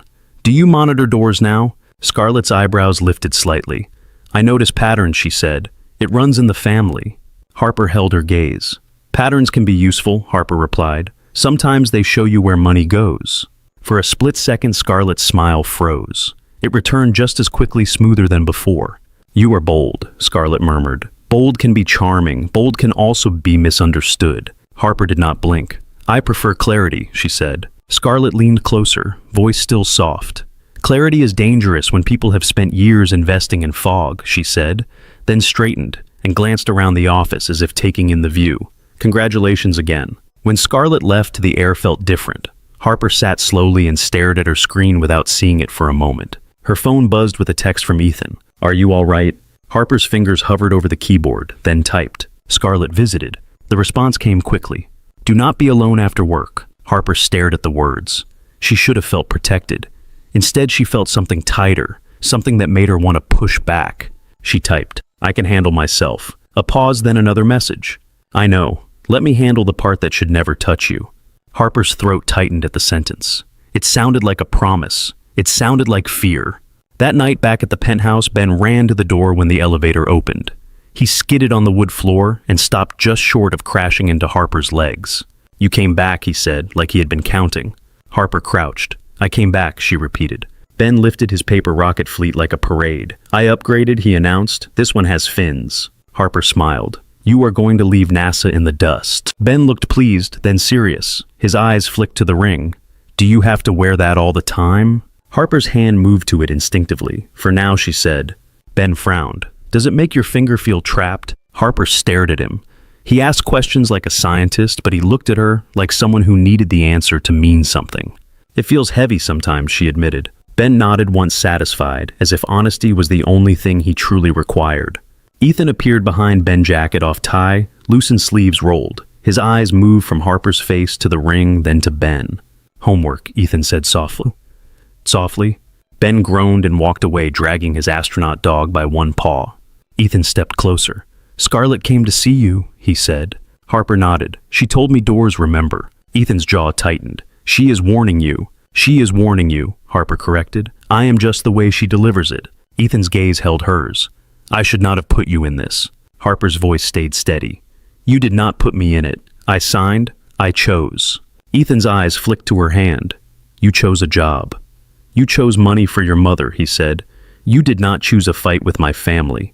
Harper reached into her coat pocket and pulled out the smallest paper rocket Ben had given her. She set it on the counter between them. "I did not choose a lot of things," she said quietly. "I still learned how to stand up." Ethan looked at the rocket, then back at her. Something moved in his expression, a softness that did not last long but felt real while it existed. Harper slid a flash drive across the counter. "Here," she said, "copies of everything I summarized. I labeled it. I wrote a timeline. I kept it clean." Ethan picked it up like it mattered, like it could cut. "This is good," he said. Harper watched his hands, the careful way he held something that could change their lives. She thought of ink, signatures, promises said out loud. Ethan met her gaze. "This is enough to confront her," he said. Harper did not smile. "It is enough to make her desperate," she replied. Harper did not answer right away. She watched Ethan's thumb roll the flash drive once, back and forth, as if he could feel the shape of the truth through plastic. "We do not do this in a hallway," she said. "We do not do it on a whim." Ethan's gaze stayed steady. "I was not planning a hallway," he replied. Harper nodded toward the living room. Ben's voice drifted from his room, muffled by the door, a low hum of narration as he arranged something on his floor. Mrs. Chen's footsteps moved quietly, then stopped. "You cannot detonate a family in front of him," Harper said. Ethan's jaw flexed. "I know." Harper exhaled slowly. "Then we do it in daylight," she said, "with counsel, with copies, with witnesses who cannot be bought by a cousin with a smile." Ethan's eyes narrowed approval and tension braided together. "Tomorrow," he said, "I will speak to the board." Harper's stomach tightened. "That fat—" "Scarlett already knows you looked," Ethan replied. "See, if we give her time, she will erase what she can." Harper's fingers drifted to the ring. She forced her hand down. "Then, do not let her know the meeting is coming." Ethan nodded. "Nora will schedule it as a routine finance review." Harper glanced at the paper rocket on the counter. Its sharp fins caught the light. It looked ready to launch and fragile at the same time. Ethan followed her gaze. "Ben made that," he said quietly. "I know," Harper replied. "That is why I am asking you to be careful." Ethan's expression held for a beat. Then he tucked the flash drive into his pocket, like a weapon he did not want anyone else to see. "We will be," he said. Dinner that night was simple. Mrs. Chen served soup and bread, then disappeared like she had never been there. Ben ate with both hands around his spoon, focused and serious eyes flicking between Harper and Ethan, like he was reading their faces for weather. Harper asked Ben about school. Ben described a science lesson with the tone of someone reporting a mission briefing. "My teacher says the moon is moving away from us," Ben announced. Harper looked at Ethan. "Is that true?" Ethan shrugged, a little. Ben frowned. "So one day it will leave." Harper kept her voice soft. "Not in your lifetime." Ben's spoon paused mid-air. "That is what people say about everything," he replied. Ethan's gaze dropped to his son, the look sharp with something Harper could not name. He reached for Ben's glass and slid it closer without speaking. The gesture was small. It felt like an apology. After dinner, Ben dragged a blanket into the living room and sat on the rug with his astronaut dog. He clicked through a streaming menu with the seriousness of selecting a judge. "Space documentary," Ben declared. Ethan groaned softly. Again. Ben looked at him unimpressed. "You said we should learn," he replied. Harper sat on the couch and tucked her legs under her, pretending the blanket was only for warmth. Ethan sat at the far end, leaving a polite distance that felt like a wall. Ben started the documentary and leaned against Harper's knee. Harper rested her hand on his hair. She felt Ethan's gaze steady and quiet. On the screen, a rocket launch shook the frame. The sound filled the room, low and powerful. Ben watched with wide eyes. "It is loud," Harper whispered. Ben nodded without looking away. "It is brave," he said. Ethan's throat moved as he swallowed. Harper glanced at him and saw his eyes fixed not on the screen, but on Ben's face, as if he was trying to memorize the exact shape of his son's wonder. Halfway through, Ben's eyelids drooped. He fought it at first, blinking hard like sleep was a weakness. Then his head sank against Harper's leg, his breathing slowing. Harper turned the volume down. The documentary kept playing, but the room's focus shifted to the small body asleep between them.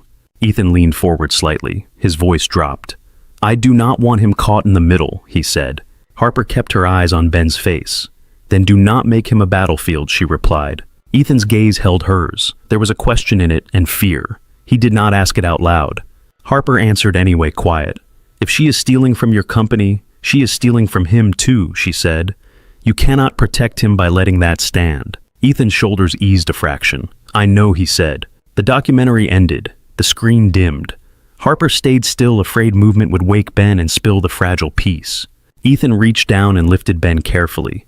Ben did not wake. His astronaut dog slid to the floor. Harper picked it up and handed it to Ethan.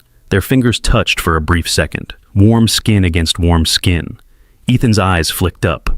Harper looked away first. Ethan carried Ben down the hall. Harper stood and began picking up the blanket and the dropped dog's toy helmet, moving quietly, keeping her hands busy. When Ethan returned, the air had changed. The softness of the moment was gone, as if he had zipped himself back into his suit. "We should sleep," he said. Harper nodded. "Yes." She turned toward the hall. "Harper," Ethan said. She stopped. "What?" His voice sounded uncertain, which was rare. "Thank you," he said. "For him. For tonight." Harper's chest tightened. She kept her tone light so she would not break. "It is what friends do," she replied. Ethan's eyes held hers. The ring on her finger caught a small flash of light. Ethan looked at it, then back at her face.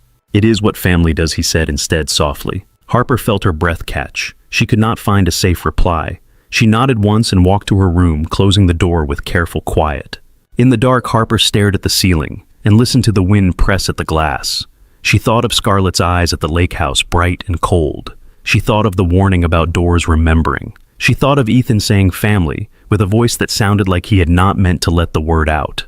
Morning came with a flat gray sky. Harper made coffees and opened her laptop at the kitchen island.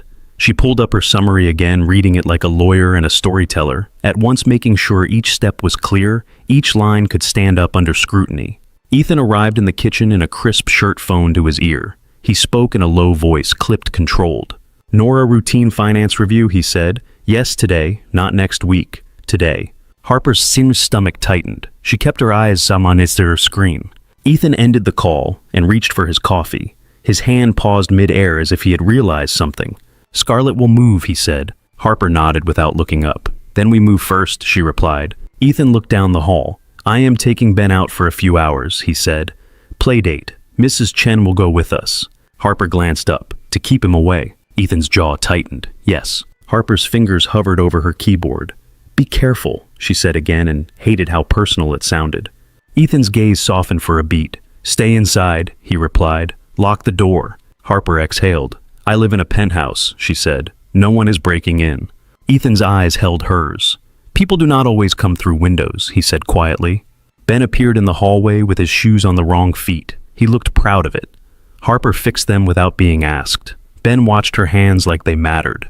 Are you coming? Ben asked. Harper shook her head. Not today, she replied. Barpwood. Ben frowned. Why? Harper searched for a truthful answer that would not hurt him. I have work, she said. Ben considered that, then nodded once, as if work was a language he respected. He held up a paper rocket, then tucked it into his pocket himself like a private talisman. Ethan walked Ben to the door. Mrs. Chen followed, purse in hand, eyes alert. Before the elevator doors closed, Ben waved at Harper. Harper lifted her hand and held the wave until the doors shut. The penthouse felt too quiet when they left. Harper sat at the island again and forced herself back into the numbers. Her mind wanted to run elsewhere, but she kept it on the screen. The smell of coffee, the soft hum of the refrigerator, the steady tap of wind against glass. The elevator chimed. Harper looked up. The doors opened, and Scarlett Cole stepped into the penthouse as if she had been invited. She wore a tailored coat, the color of dried blood, hair-glossy lipstick, perfect. Her expression was tight with anger that had been ironed into a smile. Harper stood slowly. Scarlett. Scarlett's gaze swept the room, quick and assessing. Where is Ethan? She asked. He is out, Harper replied.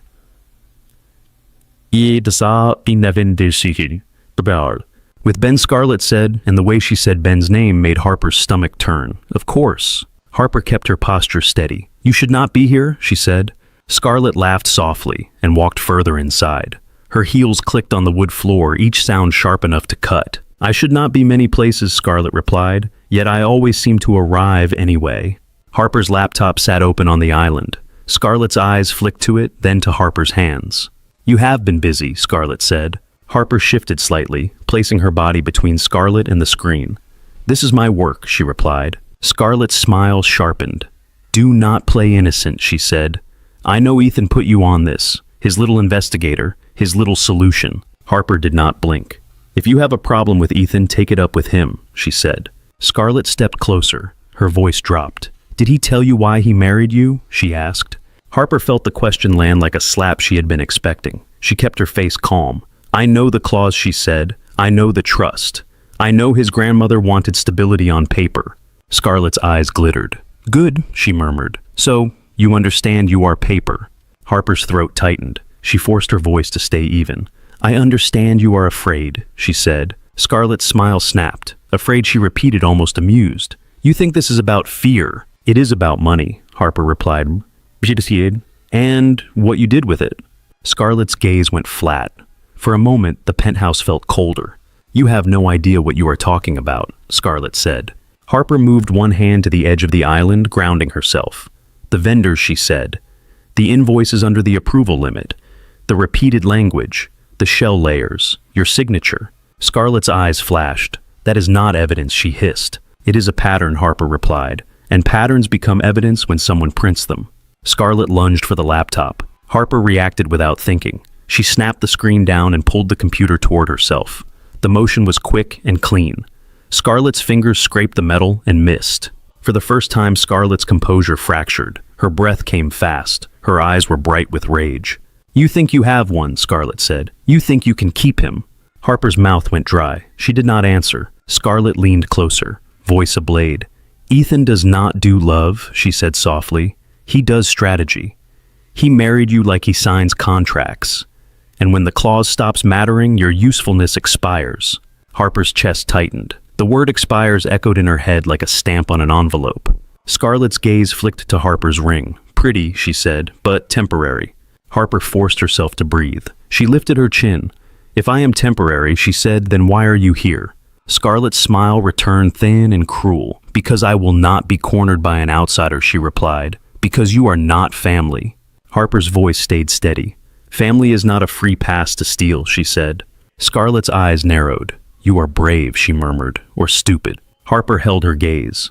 I have been called both, she said. Scarlett's hand moved toward her coat pocket. Harper's pulse jumped. She did not step back. She set her palm flat on the closed laptop and kept her other hand visible ready. The elevator chimed again. Scarlett's head snapped toward the sound. Ethan stepped out first, expression dark. Mrs. Chen followed with Ben, who was talking about planets, and did not notice the tension until he saw Scarlett's face. Ben stopped short. His fingers tightened around his astronaut dog. "Why is she here?" Ben asked quietly. Ethan's eyes flicked to his son. "Ben, go to your room," he said. His voice was calm, but there was steel under it. Ben looked at Harper. Harper forced a small smile and nodded once. Ben turned and walked down the hall, slower than usual, as if he did not want to leave her in a room with something sharp. Mrs. Chen followed him, one hand on his shoulder. Ethan moved closer to Scarlett. "What are you doing here?" he asked. Scarlett's face rearranged itself into polite calm. "Visiting family," she replied, welcoming Harper properly. Ethan's gaze shifted to Harper. He saw the closed laptop. He saw Harper's stiff posture. His eyes narrowed. "Leave," Ethan said. Scarlett's smile tightened. "Evie would not like you talking to me like that," she said. Ethan's voice was low. "Evie is not here," he replied, "and neither are your bored allies." Scarlett's eyes flashed. She leaned toward Harper instead, voice soft and venomous. "This is not over," she whispered. Harper did not flinch. "No," she replied quietly. "It is not." Scarlett straightened and looked at Ethan with a smile that did not touch her eyes. "Family dinner soon," she said. "Evie likes traditions." Ethan did not answer. He held the elevator door open until Scarlett stepped inside. The door slid shut. Silence settled like dust. Ethan exhaled once slow. He looked at Harper. "What did she say?" he asked. Harper swallowed. The word expires still pressed against her ribs.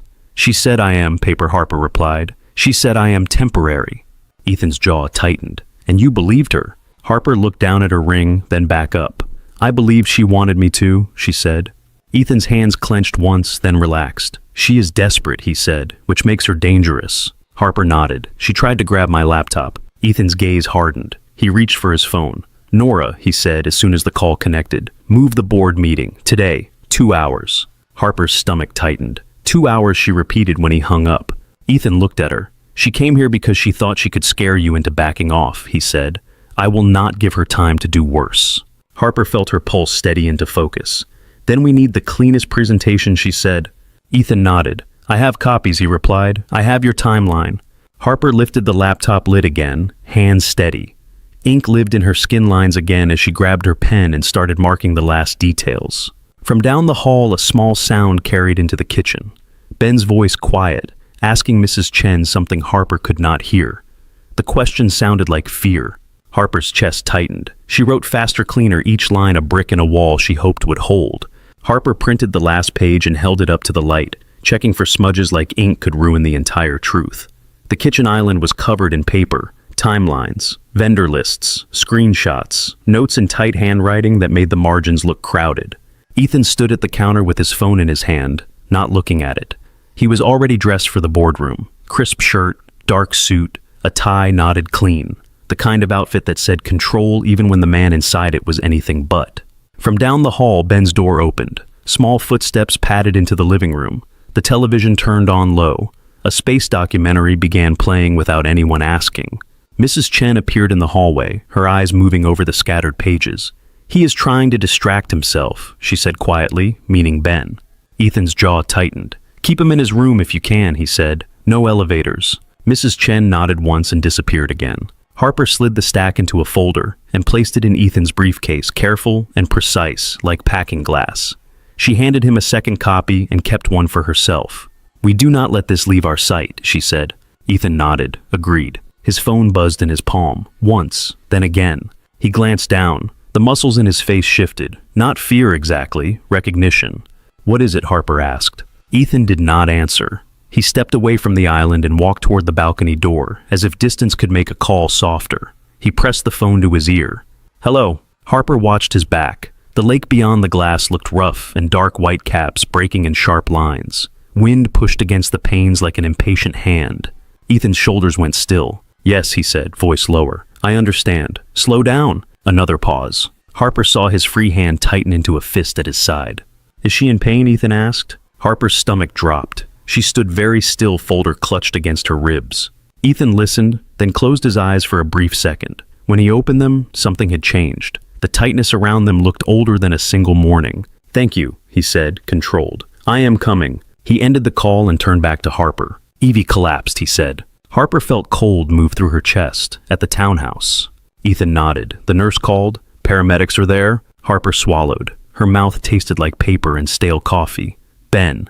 Ethan's gaze flicked down the hall. Mrs. Chen, he called, voice sharp. Mrs. Chen appeared immediately, as if she had already been listening. Take Ben downstairs, Ethan said. To the lounge. Tell him it is a change of scenery. Do not say anything else yet. Mrs. Chen's eyes held Ethan's for a beat. Then she nodded. Yes, Mr. Cole. Ben's door opened again. He stepped out with his astronaut dog tucked under his arm, hair still damp from brushing. He saw Harper's folder. Ethan's suit the tension in the air that adults thought children could not smell. Are we going low?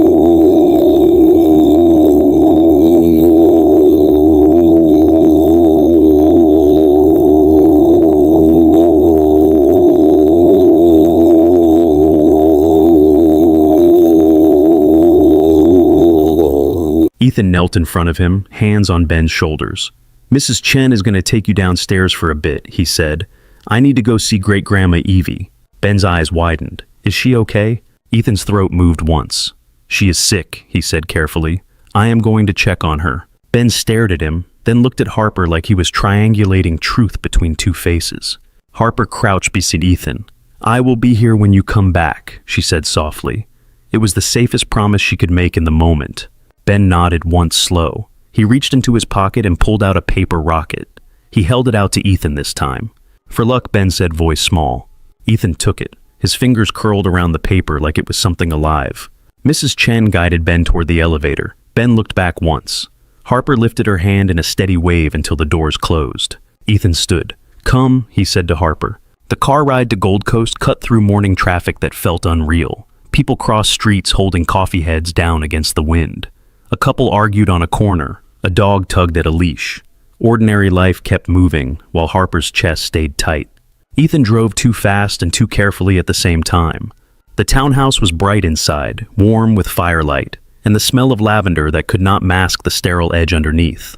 Staff moved quietly. A doctor stood near the sitting room with a file in his hand. Ethan walked straight to him. Harper stayed half a step behind, close enough to hear, far enough to not intrude. The doctor's face was composed, too composed. She passed a few minutes ago, he said. The words did not land like sound. They landed like weight. Ethan did not speak. His eyes went to the doorway as if expecting Evie to appear in her blue scarf and tell everyone to stop being dramatic. His jaw tightened. He blinked once slow. Harper's fingers clenched around her folder. Ink pressed into her skin where her pen had rested earlier. She could feel it like a stain that would not wash out. Ethan nodded once, a reflex like he was accepting a business report. Thank you, he said quietly. He walked into the sitting room. Evie lay on the sofa covered with a blanket that looked too small for the moment. Her blue scarf was folded neatly beside her, as if someone had already made the decision to keep it as a relic. Ethan stood over her and did not touch her at first. His hands hovered unsure like he had forgotten how. Harper stayed near the doorway. She watched him lower himself to his knees and place his palm gently over Evie's hand. His head bowed. His shoulders did not shake yet. Grief came to him like everything else delayed contained. A woman Harper recognized from dinner at the lake house entered, eyes red-mouthed tight. She said Ethan's name and reached for his shoulder. Ethan stood immediately. His face went blank again. The wall went back up. He spoke to staff. He spoke to the doctor. He answered questions about paperwork, about arrangements, about who should be called. His voice remained even controlled, almost polite. Harper watched him do it and felt her own throat tighten. She knew that kind of control. The kind you used when letting go would swallow you whole. They left the townhouse a couple hours later, with the air outside cutting sharp. Ethan drove back in silence. Harper did not fill it. She held her folder in her lap like a useless shield. At the penthouse, Mrs. Chen was waiting. Ben was in the living room sitting on the rug with his rockets lined up in a row. He looked up the moment the elevator doors opened. His eyes went to Ethan's face and stayed there. Ethan took a breath. Ben, he said. Ben did not move. Is she dead? He asked. Mrs. Chen's lips pressed together a brief wince. Harper's chest tightened. Ethan crossed the room and knelt. Yes, he said. Great-Grandma Evie died this morning. Ben stared at him. His astronaut dog slid from his lap onto the rug. Ben's hands clenched into fists so small it almost hurt to see. She said she wanted to see the vows, Ben whispered. Ethan's eyes closed briefly. When he opened them, they were red at the edges. She did, he said. Ben swallowed. He looked down at his rockets. I told her I would bring more sky, he murmured. Harper sat slowly on the couch, hands clasped tight to keep them from shaking. Ethan's voice lowered. "You still can," he said to Ben. "We can still talk to her. We can still remember her." Ben's face crumpled for a second, fast and shocking like a crack in glass. Then he pulled it back together and nodded, because that was how Ben survived. "I want my dinosaur," he said suddenly, meaning the stuffed one he slept with sometimes when he did not want to admit he needed it. Mrs. Chen moved immediately. "I will get it," she said. Ben stood and walked down the hall without looking at Harper, without looking at Ethan. The astronaut dog stayed on the rug. After Ben's bedroom door closed, the penthouse felt too quiet. Harper placed the folder on the coffee table and stood. She did not know what to do with her hands. She did not know how to stand near a man who had just lost the only person in his family who seemed to see him clearly. Ethan walked to the balcony. He opened the door and stepped into the cold without a coat. Harper followed. The wind hit her face and stole her breath. Lake Michigan churned below, dark and loud. The city lights looked distant and indifferent. Ethan gripped the railing with both hands. He stared out at the water like he was waiting for it to say something back. Harper stopped a few steps behind him. He did not turn. "She called me a coward when Mia left," he said suddenly. His voice was low, rough. "She said I was hiding behind work so I would not have to feel it." Harper stayed silent. Ethan swallowed hard. "She was the only one who believed I could be a good father," he continued. Everyone else treated Ben like a complication. His shoulders moved once, a sharp inhale that did not come back out clean. Harper stepped forward and wrapped her arms around him from behind. She pressed her cheek between his shoulder blades and held him the way she had held her mother's hand, the way she had held Ben after a bad dream.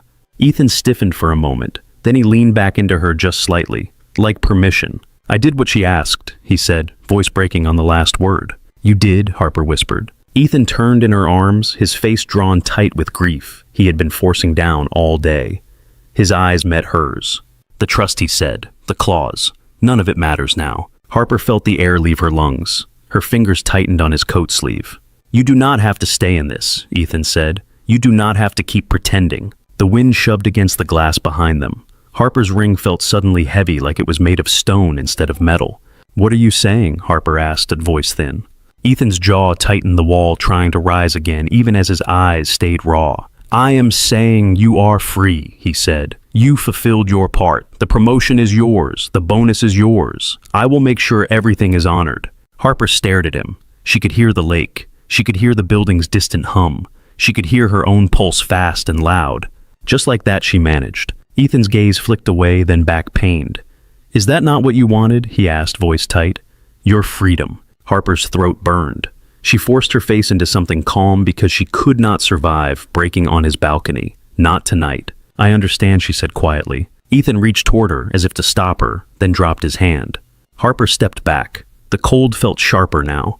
She nodded once, a small movement that kept her upright, then turned and walked inside, closing the balcony door with careful quiet so it would not sound like a slam.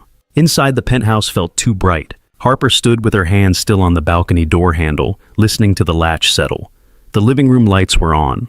The television in Ben's room murmured through the wall. A space documentary narrator spoke softly about gravity calm and certain, like the universe always knew where everything belonged. Harper did not. Mrs. Chen appeared from the hallway, her face composed. Her eyes flicked to Harper's ring, then to Harper's mouth, as if she expected Harper to say something.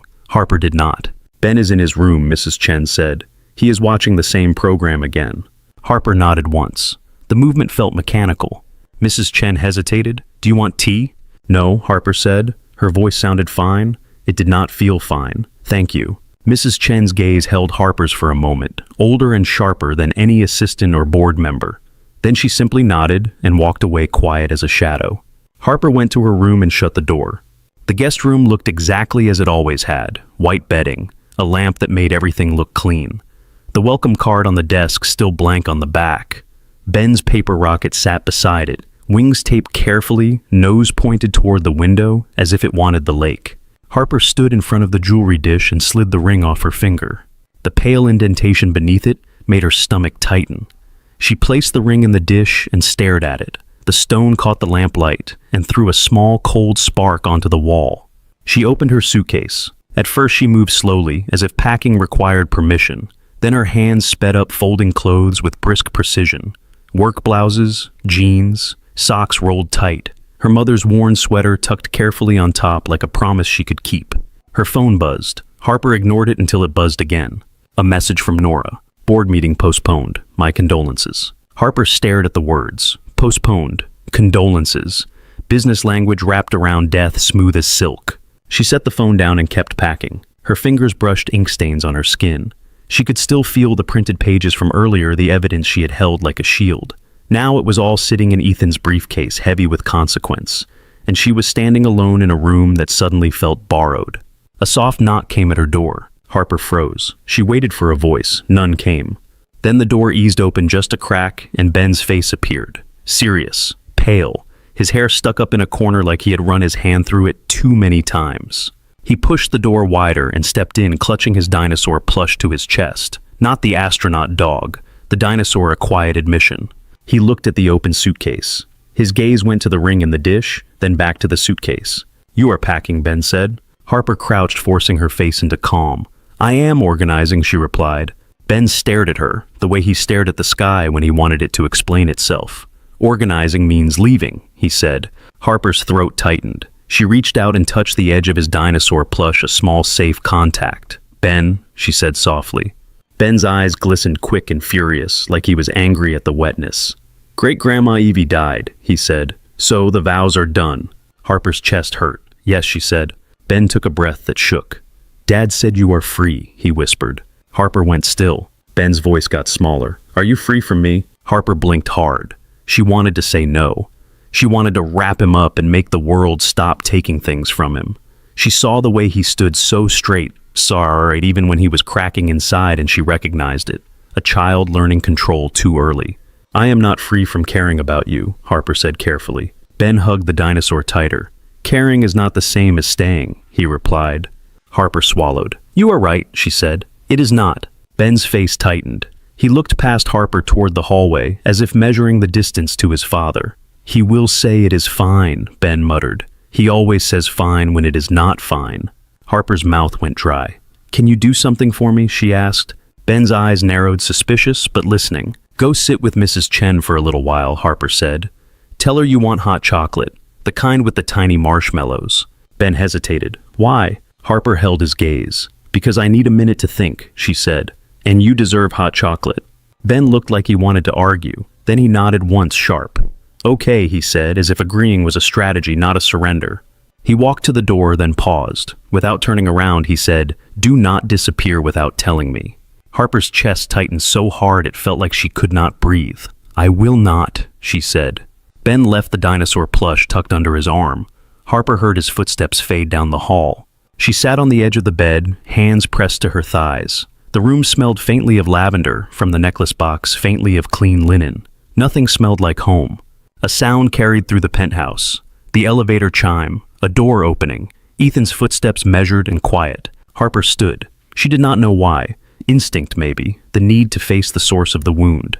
She stepped into the hallway and walked toward the living room. Ethan was there. Jacket off, tie, loosened sleeves rolled. He held Ben's paper rocket in one hand, the one Ben had given him for luck.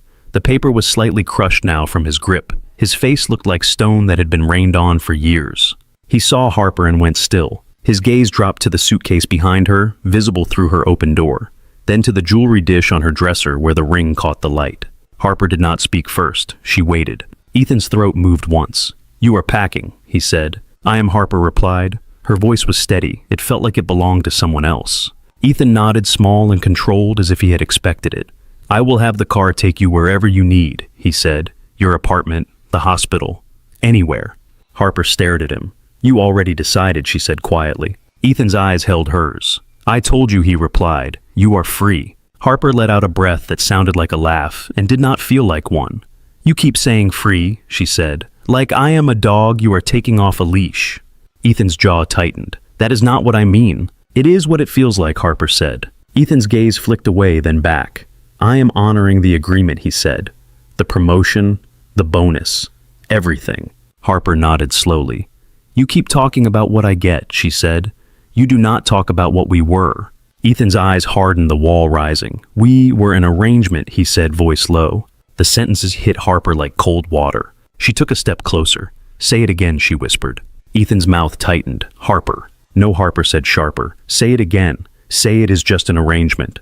Ethan's gaze held hers. His eyes looked exhausted. It was always meant to be temporary, he said.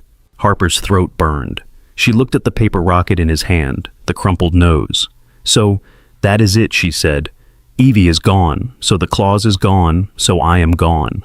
Ethan flinched barely. That is not fair. Harper's laugh came out rough. Fair, she echoed. Scarlett told me I was paper. I told myself she was lying because she wanted me to believe it. But you are standing here proving her right. Ethan's jaw flexed. Do not let her put words in your mouth, he said. I did not need her, Harper replied. I have ears. Ethan's voice went colder, controlled again. Then listen, he said. You came here for your mother. You needed stability. I gave it to you. That was the point. Harper stared at him. And Ben, she said softly. Was he part of the point? Ethan's face tightened. His eyes flicked toward the hallway where Ben's room was. He lowered his voice. Do not, he said. Harper's chest ached. I am not attacking him, she said. I am asking you if you understand what you did. Ethan's hand clenched around the paper rocket. The wings bent slightly. He looked down at it, then up at Harper again. I understand, Ethan said, voice tight. That is why I am ending it now before it hurts more. Harper blinked hard. Tears threatened, and she refused them. You think you are saving us, Harper said, by cutting me loose. Ethan's eyes flashed with something raw, then vanished. Yes, he said. Harper nodded once. The movement felt like a door closing. Then I will make it easy for you, she said quietly. Ethan's eyes narrowed. Harper. Harper turned toward her room, then stopped. She looked back at him. Ben asked me if I was free from him, she said. Her voice shook on the last word just a little. He is 6. He should not have to ask that.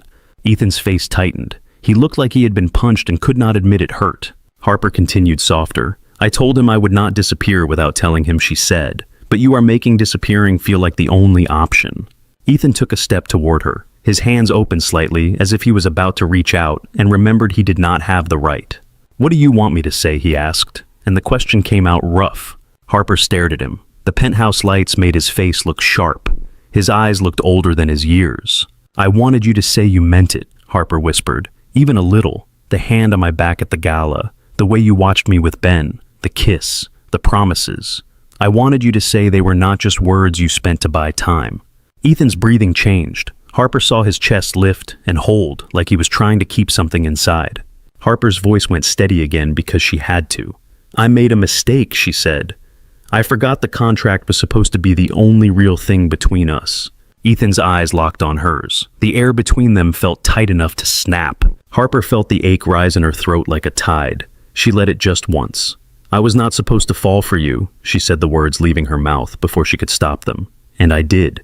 Ethan went very still. The paper rocket slipped in his fingers, bent wing catching on his palm. He did not look at it. He looked only at Harper as if he had been waiting for those words and also terrified of them.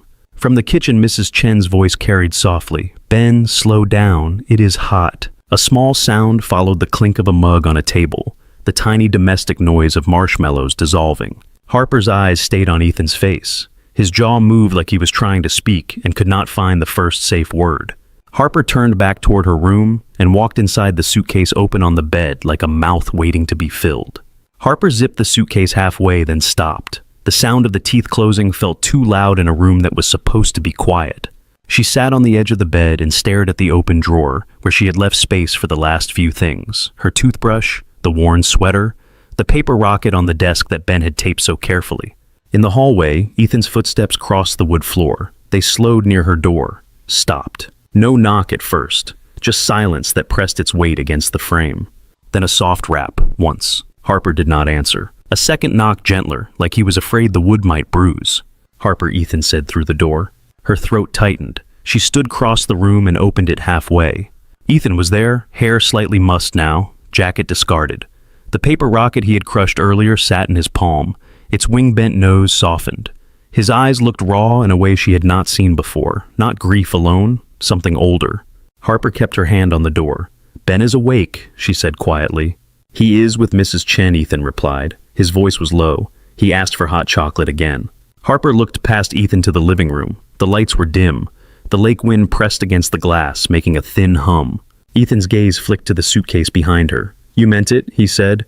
Harper's mouth went dry. Yes. A beat. Ethan's fingers tightened around the rocket. then relaxed as if he remembered it was paper. "I heard you," he said. Harper's pulse jumped. "Then you heard enough." Ethan shook his head once. "No." Harper's grip on the door tightened. "Do not do this because you feel guilty," she said. "Do not do it because Evie died and the house feels empty." Ethan's eyes flashed. "I am not," he said, then swallowed hard as if the words caught. "I tried to end it because I could not breathe." Harper stared at him. "What?" Ethan's voice dropped further. "When Scarlett came here and spoke to you like you were disposable, I saw what this was doing to you," he said. "Then Evie died, and the claws stopped mattering, and I thought you would leave anyway. I thought I would watch you walk out, and I would deserve it, because I asked you to step into my life like a job." Harper's chest tightened. She kept her face calm out of pure muscle memory. "So, you decided to throw me out first?" Ethan's jaw flexed. "Yes," he said, and the honesty made him flinch. "Because I have been left before. Because I watched Ben look at the door every time a woman smiled at him. Because I do not know how to want something without preparing for it to be taken." Harper's throat burned. "That is not an excuse." "It is not," Ethan said. His eyes held hers. "It is the truth." The word truth hung between them, heavy, clean, dangerous. Harper's voice shook just slightly. "You said it was an arrangement." Ethan's gaze dropped to the floor for a second. When he looked up again, his eyes were wet at the edges. "That was a lie I used to keep my hands from reaching for you," he said. "If I made it clinical, I could pretend it would not hurt when you left." Harper's breath caught. She felt the ringless indentation on her finger like a ghost. "And what if I stayed?" she whispered. "What if I stayed because it felt like home?" Ethan stepped closer slow, like he was approaching an animal that could bolt. He stopped just short of touching her. "I love you," he said. The words were not dressed up. No charm, no practiced calm, just the sentence bare and shaking in the air. Harper froze. For a moment, she could only hear the lake wind and the distant murmur of the television in Ben's room. "Gravity," the narrator said softly, like a lullaby for falling things. Ethan's voice went rough. "I love you, Harper," he repeated. "Not as a solution, not as paper. You came into this place and made it warmer without demanding anything. You told Ben the truth when I wanted to blur it. You looked at me like I was more than a title. I tried to push you away because I was afraid that if I asked you to stay and you said no, I would not survive hearing it." Harper's eyes stung. She blinked hard and felt one tear slip anyway. Ethan saw it. His hand lifted, then stopped in the air, waiting. Harper took a breath that hurt. "You should have told me," she said. "I know," Ethan whispered. Harper's voice tightened. "I do not want to be someone you keep only when it is convenient," she said. "I do not want Ben to think love is a contract." Ethan nodded slow. "Neither do I," he said. "I want this to be real if you do. I want you to stay, not because you owe me. Not because you signed something, not because Evie demanded a picture-perfect family. I want you because I want you." Harper stared at his face, at the line of tension around his mouth, at the way he held still like one wrong move could break her. "I have been falling for you," she admitted, the words quiet and steady now. "I fought it. I told myself it was gratitude. I told myself it was proximity. Then you kissed me, and it stopped being a theory." Ethan's breath hitched. Harper swallowed. "I love Ben," she added. "Not as a role. As a child who watches doors. As a boy who hands out paper rockets like they are prayers." Ethan's eyes closed briefly, like the sentence was both relief and pain. Harper lifted her chin. "If I stay," she said, "you do not get to end things out of fear and call it protection." Ethan's gaze held hers. "Agreed." Harper's voice softened. "And you ask before you touch me," she said. Ethan's mouth pulled slightly, almost a smile through the ache. "May I?" he asked. Harper nodded once. Ethan stepped in and cupped her face with both hands, warm palms against her cheeks. His thumb brushed under her eye, wiping away the tear as if it mattered. Then he kissed her. This kiss did not feel like a ceremony. It was not for witnesses. It was not gentle out of politeness. It was careful out of reverence, then hungry with relief, like both of them had been holding their breath for months and finally decided to inhale. Harper's hands rose to his shoulders. She felt him shake once, just a little, as if the dam inside him had cracked. When they separated, Ethan rested his forehead against hers. "Stay," he whispered. Harper breathed out shaky. "I am staying," she said. A small sound came from the hallway. Footsteps. Mrs. Chen's voice low, then Ben's voice answering cautious. Harper pulled back and looked at Ethan. "We tell him," she said. Ethan nodded. "Yes." They walked together to Ben's room. Mrs. Chen stood by the doorway, mug in her hand. She looked at Ethan, then at Harper, and her expression shifted by a degree like she had been waiting for something to settle. Ben sat cross-legged on the rug dinosaur plush in his lap, astronaut dog beside him. His eyes moved to Harper's face, then to Ethan's, scanning like a scientist. "You were arguing," Ben said. Harper sat on the floor, careful not to crowd him. Ethan sat too awkward at first, then closer, his shoulder near Harper's. "Yes," Harper said. Ben's fingers tightened around the dinosaur. "Are you leaving?" he asked Harper, blunt as always. Harper looked at him. "No," she said. "I packed because I thought I had to. I was wrong." Ben stared. "You are staying because Great-Grandma said so," he challenged. Harper shook her head. "I am staying because I choose to," she said. "Because I want to be here with you, with your dad, not because of a ring or a paper."